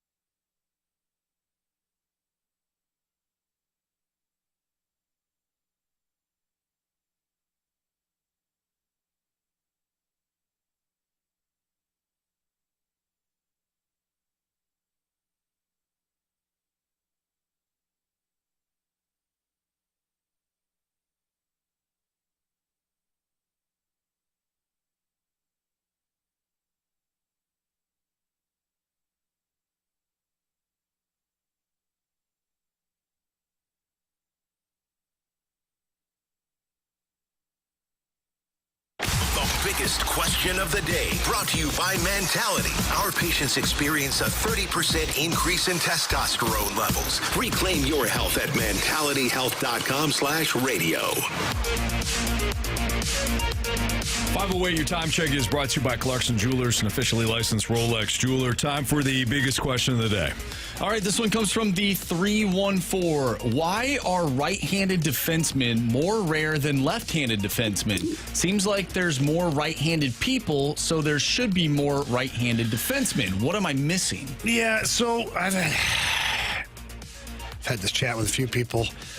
So in hockey, most people are right-hand dominant in life, right? Most people, I'd say. I would. Oh yeah, absolutely. So, a lot of times when you're right-hand dominant, you hold the stick at the top with your right hand, because then when you go to one hand on the stick to play defense, your stronger arm and hand is. So that would make you a left-handed shot that way. So it's rare for a right-handed dominant person to hold the stick down below and use their left hand to play. Yeah. So the percentages are higher of left-handed shot players overall. And so when you get a right-handed shot defenseman that also has the size and the skill and whatnot, that's what makes them rare at that point. So because the top hand usually does all the work, even when you're stick handling. The top hand, like I teach kids all the time how to stick handle. And even if you take your bottom hand off the stick, I can still stick handle with one hand. And then the bottom hand is there to just guide after there's like support. Whereas if I do it with my left hand, it's like really weird. I can't do it. So when you're not a left-handed person and you're shooting right-handed with your dominant hand down below middle of the stick, and then your stick handle, you're using your weaker hand to stick handle. So it's actually pretty impressive in a way that so many right-handed shot guys who are right-handed are able to stick handle as good as they do. Interesting. Yeah. So most people that are left-handed shot are right-handed? Right-handed dominant. Really? Yeah. Like I'm a left-handed shot. My dominant hand is my right hand. So I shoot you swing left-handed. lefty too, though. I do swing left. Yeah, and I swing a golf club left-handed too. So it I do that? Different sometimes. Golf club, because my dad had one set of golf clubs growing up, and my dad, and my brother had to use the golf clubs. Yeah. So no matter what, I had to hit left-handed. Pretty interesting. So yeah, that's what makes them rare. What? You almost combined two words there. He did. What Almost did I do? did. Yeah. Which ones? You said I had to hit left-handed. You almost added a letter in front of it. Okay. Anyway, I think you're about to say so or something. So I had to hit left-handed. There was. So I had to hit left-handed? Yeah, there was something. Now that would be. It was close. I don't know why I'd have to do that left-handed. Maybe you broke your right hand. Left-handed, I guess. Either way, it was not. It was close. It was close. I find buzzed the tower. All right. Interesting the people that swing right-handed but throw left-handed. Like Ryan Ludwig was that type of player. I don't know if you see those type of athletes all Maybe too he was much. left-hand dominant. Maybe. You just don't see it as much. Yeah. I'm trying to think for baseball, your top hand is really like your dominant power hand, whereas the bottom is just for stabilization, basically. But I don't know how that translates to hockey. Yeah. In the same manner of what you were explaining with, the stick handling. Yeah. So I would be a left-handed shot. Yeah. Work on my shot. Did that look good? Yeah. Oh, we had the net set up at the house. We'll get you over shooting some pucks. Yeah. Boys are out there shooting pucks today. Nice. Get Carey in the full gear. Carey, I was shooting pucks last time. That's right. I was Marcy at was shooting Jamie's. pucks, too. He gave me his stick to use. It was from the 90s. It was an old wooden I don't know how you could lift the puck with that thing. The curve was not curvy. No flex. No flex. It was a 2x4. It basically was. Basically was. Welcome to the 90s, Marshy. How many hockey sticks do you think you have? At home? Not many anymore. No. Not many. I've got a few from different years where I played and whatnot. It's kind of fun. I've got a couple of Hully sticks that are signed that are just sitting in the garage. Of course, the kids are probably shooting pucks with them today. I don't know. Make me like Brett. Like, probably a dozen right now. Like, before at the old house, before I moved, I had like 30. Sure. Then I kind of went through. I'm like, why do I have this stick? Yeah. This one, or So with all that being said, you talk about how rare it is to find those types of players, right-handed shot defensemen. Just how big of a move was it for Doug Armstrong to acquire Logan Mailloux? It's huge, and to find out just all the attributes of the young man, to hear Doug, raving about how hard he shoots the puck too. I mean, that's awesome. You got Colton Parayko, who can bring the heat. You've got Justin Falk, who shoots the puck very hard. And you've got Logan Mailloux now, all three guys from the right side that shoot the puck really, really hard. So it's great, man. I think there's a tremendous amount of upside for this young defenseman. And I think no one will ever forget Zach Bolduc, because we love the guy. He's a great dude, great player. But I think it's like when the Blues traded Brendan Shanahan for Chris Pronger. And it's a loose comparison. Basically a forward for a defenseman. Brendan Shanahan, established NHL player, 50-goal scorer, all that stuff. And then Mike Keenan traded him for Chris Pronger, who was struggling as a young defenseman, but he knew there was tremendous upside there. Well, when Pronger came to St. Louis, people booed him every time he made a bad play because they loved Shanny. They thought it was the worst trade ever. Seemed to work out okay. Yeah. Chris Pronger turned into a Hall of Famer, so Brendan Shanahan too. But I'm just saying, sometimes you got to just give it a little chance here before we know exactly what the trade is. It's a very interesting comparison. I mean, you're right. It's a loose comparison because you don't want to similar situation. Absolutely. Yeah, it's interesting. All right, that'll do it for the biggest question of the day. This will probably, maybe we got another opportunity, depending on how quickly Bet the Board goes. Maybe we'll have another opportunity to do some more Freedom Friday and Thursday questions. But the Cardinals play tonight? Nope, they do not. Okay. Nope, the Cubs. It's Thursday. That's right. Yeah, the Cubs I keep thinking it's Friday because he was in in Freedom Friday. Yeah, on a Thursday. Now you know how I felt yesterday. Yeah. Marsh thought it was Thursday yesterday, I think.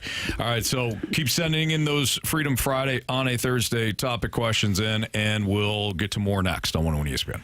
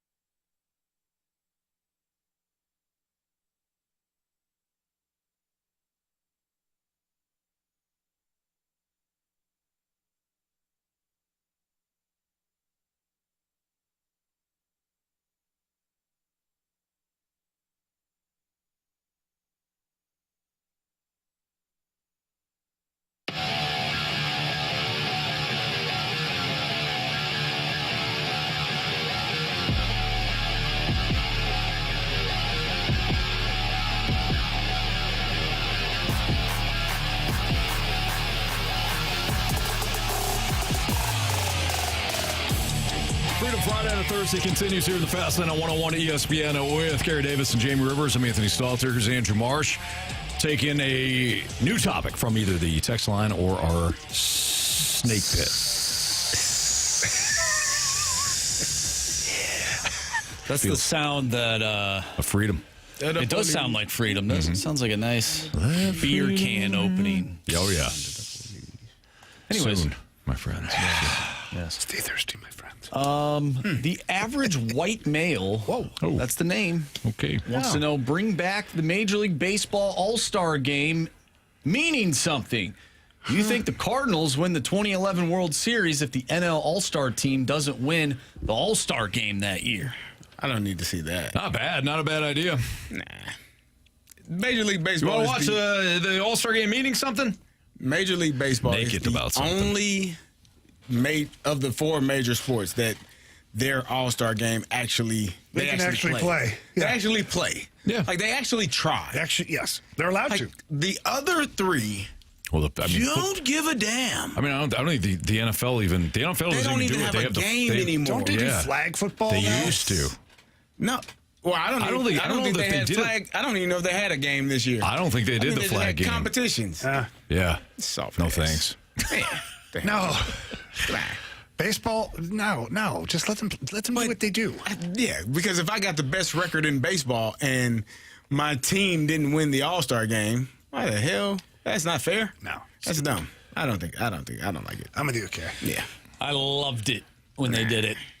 If Prince Fielder does not hit a home run in that game, the Cardinals might not win the World Series because they would not have home field advantage.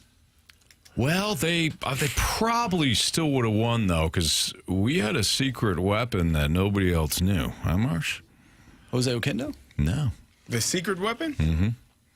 It was Andrew Marsh. Oh, that's right. The blessing. Yeah, the couch. That's right. The blessing. The blessing. The blessing. Grace. She's been dead 30 years. That's right. The blessing. The blessing. But we wouldn't have had that magical moment. No. David Freese. No, that's correct. That would have been in Texas. Yeah. Nobody wants that. True. Yeah. So, bring it back. Bring it back. Make it something. Yeah. Okay. If it makes Marshy happy, I say bring it back. There you go. Well said.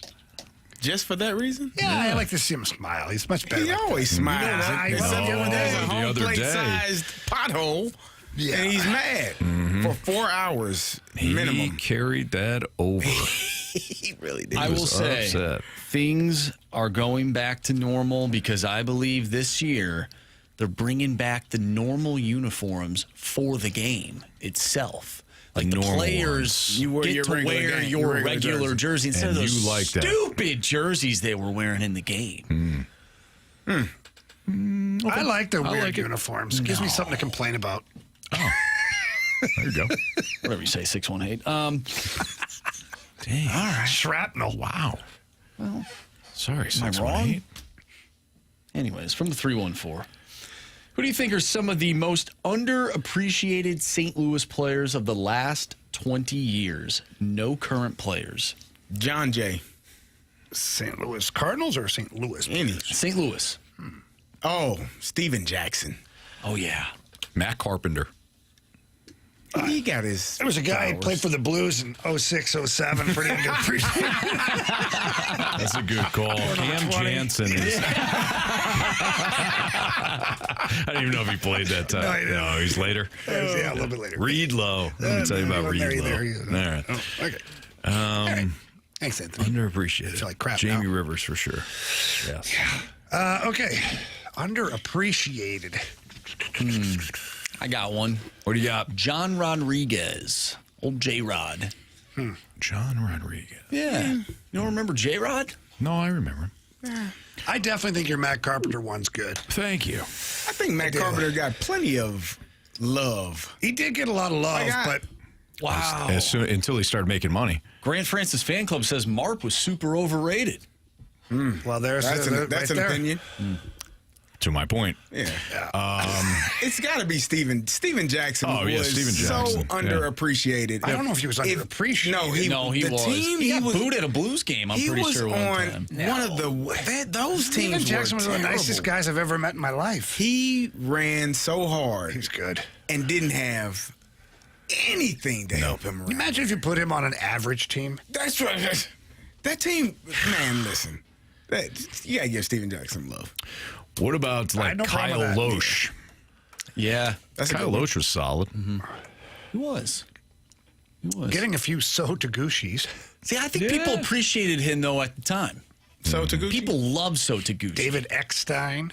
People loved him, too. Yeah. Well, he won a Carey Robinson. MVP. I go good old Carey Robinson. Yeah. Carey Robinson's a great hockey player, too. Seriously? Really? He comes out and, he used to. He doesn't much lately, but he used to come out all the time and play with the alumni. Wow. He's cool. Good hockey player, outstanding individual. Yeah, I met him met him before. Any other Rams players? Underappreciated? I think Chris Long. Chris Long, yeah. It's probably Laurinaitis. I think people love those players, though. Yeah. At the time. Like underappreciated. Jay Bowmeister is a great one. That's a great one. I'll give you that. Totally one for underappreciated until they realize how good he was. Yes. And then we that's a couldn't live great without one. Jay Bowmeister. Honestly, Jay Bowmeister needs to be on the poster of this question. That's the best. Get rid of him. Cut him. Send him down. Don't you dare trade him. I can't believe he can't come back. Yeah. Like, what? What the hell happened here? I think Jay Bowmeister's at the top of the list. You could probably find a few good Blues players that were underappreciated for their production. Like, oh, man, I'd really like that guy on my team right now. Mm-hmm. Yeah, but underappreciated means, people didn't really, even They didn't know the importance or how good that player was when they were playing. Sean from the Snake Pit goes, the idea of Tavon Austin. That was Colton worded Parayko. perfectly. He's appreciated now, but he's current. Yeah. Yeah. Thinking Scott Young.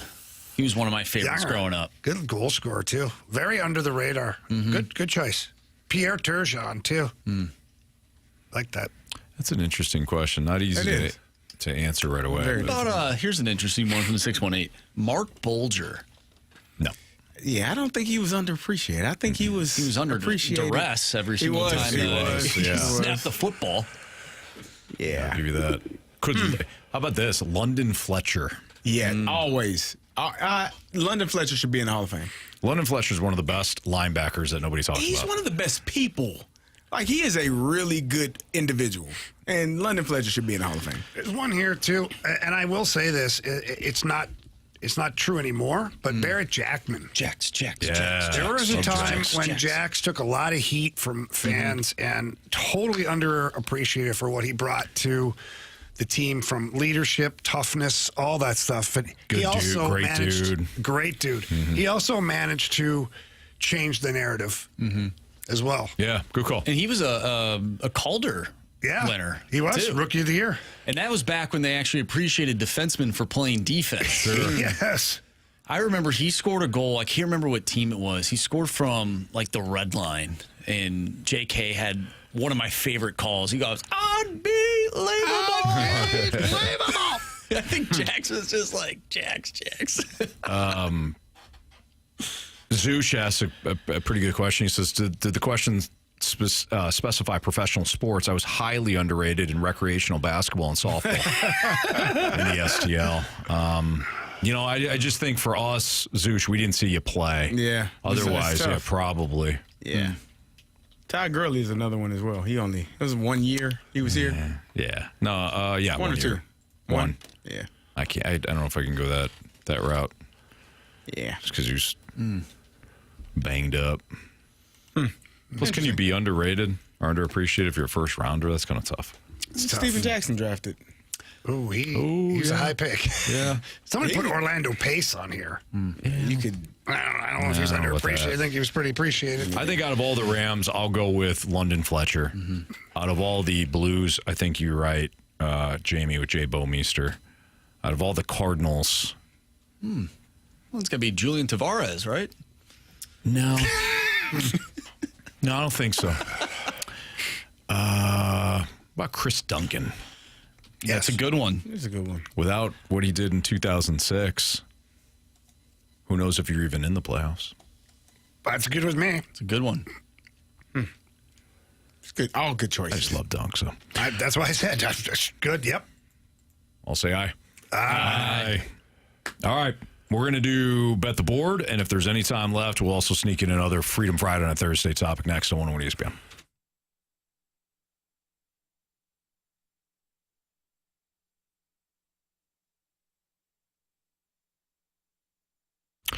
I know it's 4th of July weekend, but you got to head out to Auto Centers Nissan Herculaneum. In fact, it's the best time to head out there. They've got tremendous deals on over 1,000 vehicles there, which I'm on one massive location. They got their Wiggity Hot Lot Blowout at Auto Centers Nissan going on right now. Again, over 1,000 vehicles all in one location, right off I-55 in Herculaneum. No hunting across 5 lots, no games, just straight up deals. Right now, 0% APR for 60 months, 0 down, and no payments for 3 months on 2025 Rogues, Pathfinders, and Muranos, all built right here in the US of A. I speak from experience, too, on that Murano. The Murano is sleek, man. It's a sleek ride. Love the redesign when it comes to the exterior and in the interior. Technology is great. Luxury ride. I really enjoy it. If you're looking for something a little bigger, you can't go wrong with the Pathfinder. They got the third row. You'll love it, too. If you got a big family, that third row makes things convenient for you, and it's a smooth ride, too. If you're looking at used cars, well, Auto Centers has the same 0 down and no payments for 3 months going on. And remember, Auto Centers Nissan, every new vehicle comes with their dealer pricing, a lifetime warranty, and a 30-day return promise. Head out to Auto Centers Nissan, or better yet, check them out online at autocentersnissan.com. When you do head out to Herculaneum, tell them Stalter sent you. It's Auto Centers Nissan.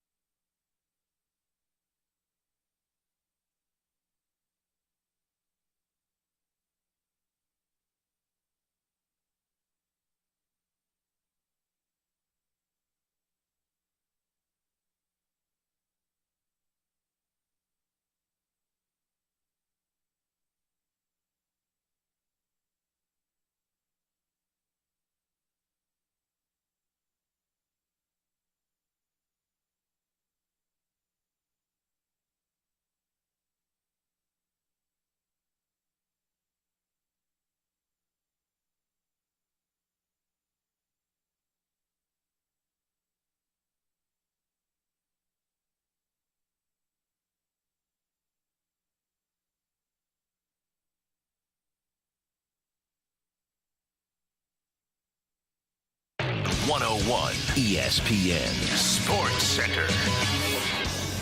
I'm Andrew Marsh. It's time for a Sports Center update brought to you by Saliga Heating and Cooling. The Cardinals are off today. They'll take on the Cubs tomorrow in Chicago. First pitch tomorrow is at 1:20. You can watch that game on Apple TV+. Miles Michaelis on the mound tomorrow for the Cardinals. Right here on 101 ESPN tomorrow, you can listen to some Major League Baseball. The Mets take on the Yankees. Pregame for that one starts at 1:30 with the first pitch at 2:10. And then following that, Padres and Rangers. Pregame starts at 5, first pitch at 5:40. If you miss anything from today's Freedom Friday on a Thursday, make sure you go to 101ESPN.com or check out the free Dobbs Tire and Auto Center's 101 ESPN mobile app. You can find all of our interviews, which include the one we had today with Doug Armstrong, and you can find all of our shows, and it's all brought to you by the Schaefer Door Company. We have Bet the Board coming up next. I'm Andrew Marsh, and the Sports Center update is brought to you by Saliga Heating and Cooling, a Daikin heating and air conditioning dealer.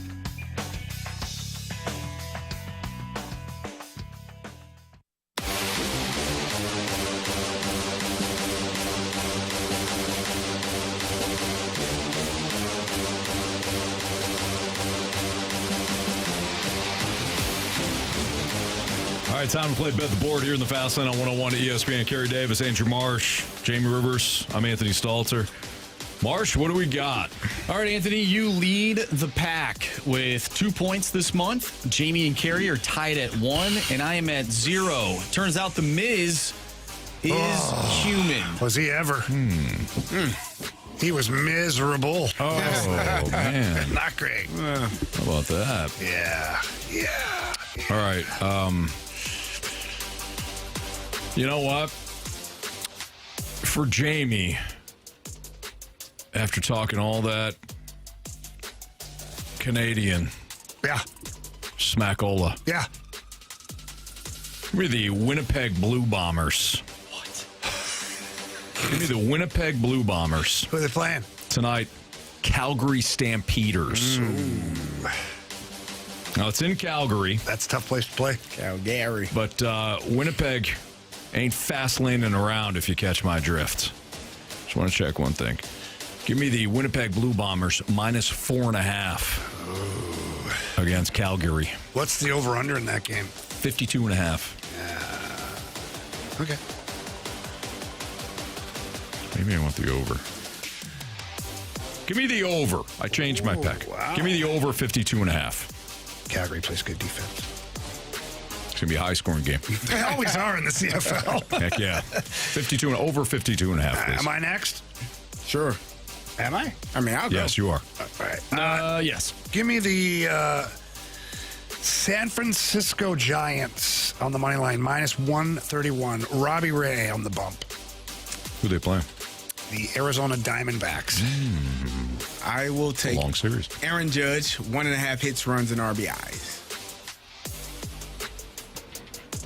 Very good, CD. Thank you. I'm going to go with the Milwaukee Brewers, actually. I don't think that they're going to lose again. They have Jose Quintana on the mound against the Mets. And Jose Quintana, former Met, I think he's going to pitch really well tonight. And that's at plus 133. Okay. And if they lose, that's good for the Cardinals. That's true. There you have it. All right, that's Bet the Board on a Freedom Friday and a Thursday.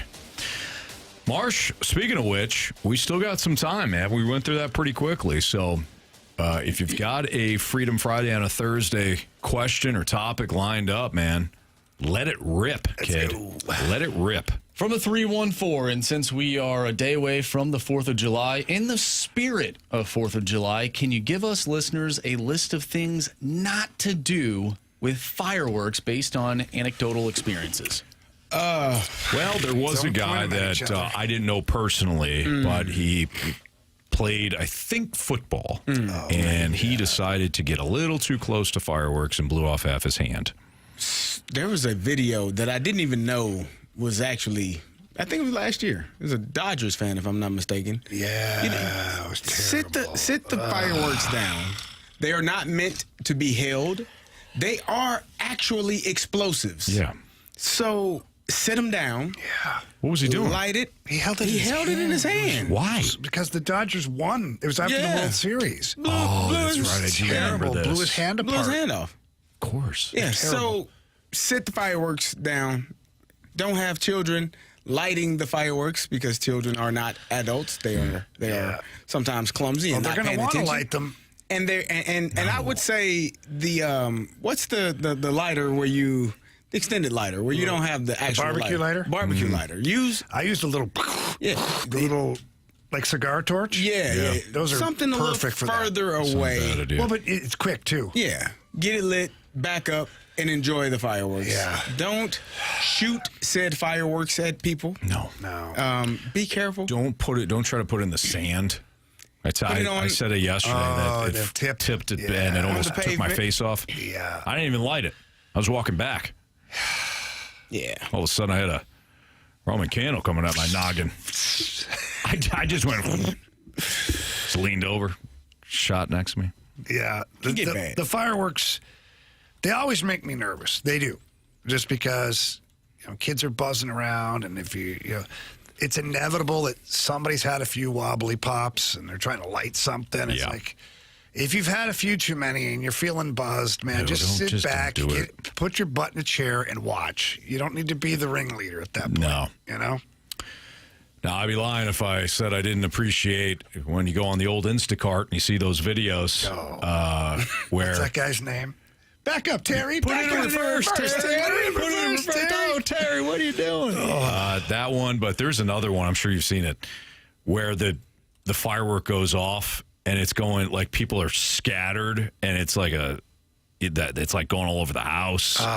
Like you're out in the front yard and it tipped over or whatever, and it's just shooting. Yeah, that was me last 4th of July. Was it? I told you. Oh, yeah, you said it shot at the house. One of them, and everybody took off running. Of course. The one I got last year was like the big square ones, and then like something went haywire for the last couple. It's supposed to go like quick, Well, one of them went like sideways. And came out the wrong way. And then it's got it comes out and it goes like in different directions. Yeah. It was like almost all over everybody. I was like, oh my gosh. Yeah. You know what? Just leave it to the pros. Watch from a safe distance. Absolutely. Go to your local area where they shoot fireworks and what's wrong with that? Yeah, there's nothing wrong with that. Yeah, there'll be some out near us. You're leaving. Yeah, I'll be out of town. Out at that Cottle Village tonight. They're putting on a big old fireworks show. You going? We don't have to. I can watch it right off my deck. They shoot fireworks in St. Charles starting like June 28th. Sure, it's the Wild West, baby. It is ridiculous. Stop it. A week from until like July 6th. Sure. At least. Yeah, you're right, because they keep going off. Last week at this time, there's a retirement home that always shoots off fireworks that we could see. I live in a cul-de-sac, and we sit there with neighbor Dave and his grandkids, and we just watch the fireworks there. It's awesome. I don't know if they do anything. Did I ever tell you the story? Drink and enjoy it. This is a couple years ago. It was when Top Gun 2 came out. I know you didn't see that one, Anthony. But, well, I saw 10 minutes of the first one. I got the idea. Gotcha. Guys in planes. Yep, that's right. Flying fast. Really close guys in planes. Good buddies. It was 4th of July. I'm driving home, and at the time I lived in St. Charles, so I'm going on 364. And when you're on 364, it's like a pretty open thing, and you hit this hill, and then when you start to go down, you can see everything, so the whole horizon. Well, while I'm driving, there's fireworks going off everywhere, and I'm on my way home, and for whatever reason, I put the Top Gun song on. And you know why you did it. It is a good song.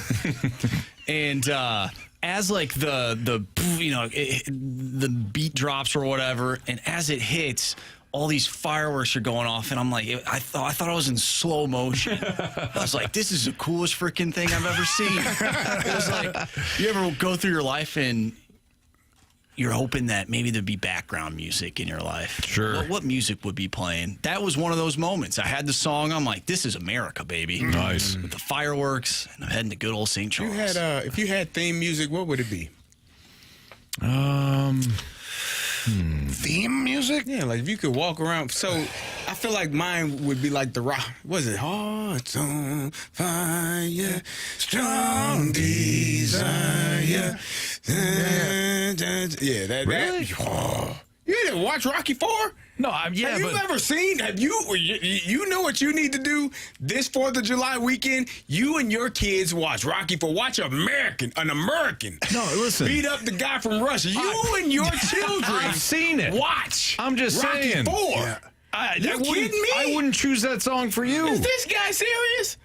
Huh? Carey. What are we doing? Out of all the songs, you put a bunch of songs in a box. I don't think I'm pulling out that one first for you. I'm just saying. That one gets me going. I just think about Rocky. He's running up the mountains. Mm-hmm. He's running through the snow, running away from the guys with the chains on their wheels. Like, come on. Yeah. What? All right, okay. Yeah, It's all the song, Carey. That's American. You watch. Watch. Don't you point at me? You. He's pointing. He's pissed. He's not listening. I think James is. Let the bodies hit the floor. Let the bodies hit the floor. Let the bodies hit the. That's not a bad one, actually. That is a good one. I was thinking about Enter Sandman too. That's a good one. I think I'd just go with the Pirates of the Caribbean theme music. I just walk around or like kind of do the Jack Sparrow walk. Sure. Like, dude, that's my life, dude. That is really good for Marsh. That's excellent. Anthony, That's really you? fun. I don't know. Dave Matthews? Probably not. No, Anthony would be. Just in awe. Well, where'd that wall come from, Dad? Oh, Marsh. Maybe a little Man in the Box, Alice in Chains. No Dave Matthews Band, of course. No. No never. Beyonce. No Beyonce either. Nope. No, I'm with you on that. Yeah. All right, we will wrap things up, man. This show went by fast, but it was fun and lighthearted, and we loved it. But we're going to wrap things up next on 101 ESPN.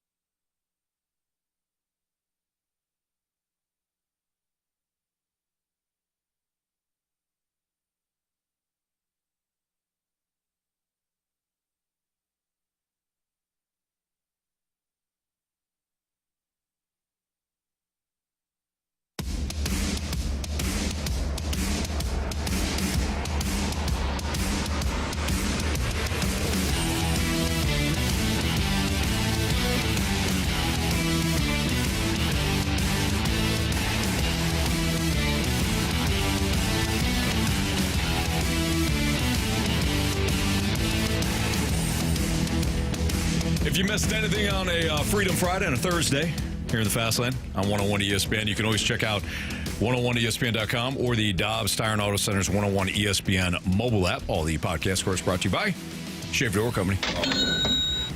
By the way, that podcast will include our interview with Doug Armstrong. So if you missed that in the 2 o'clock hour today, we talked a lot about the moves that Doug Armstrong made and the Blues made over the last couple of days. So don't want to miss out on that. All right. Hopefully Army's hitting him good. He was going to hit the course afterwards. So hopefully he had a good game of golf. All right. So, boys. Army would never use a different ball and say, hey, guys, I found my ball. Army might actually just tell you, I'm going to use a different ball, and then just shake his club at you like he might smack you in the face. What are you going to do about it? Yeah. Nothing. Go ahead, sir. And then show the knife. Yeah. Just show it. What happened? Nothing. So we're all good here. Mm-hmm. All right, what did everybody learn today? Marsh, what'd you learn? I learned that CD is a timing guy. If you don't do, things that are typically done at the same time, he gets a little frustrated. Yeah. It's all about timing. It's like a trained animal, like just he knows when to do certain things. Yeah. I learned that Anthony... Kind of an open face crab sandwich there. What are you talking about? It's an animal. He knows it now. He loves that.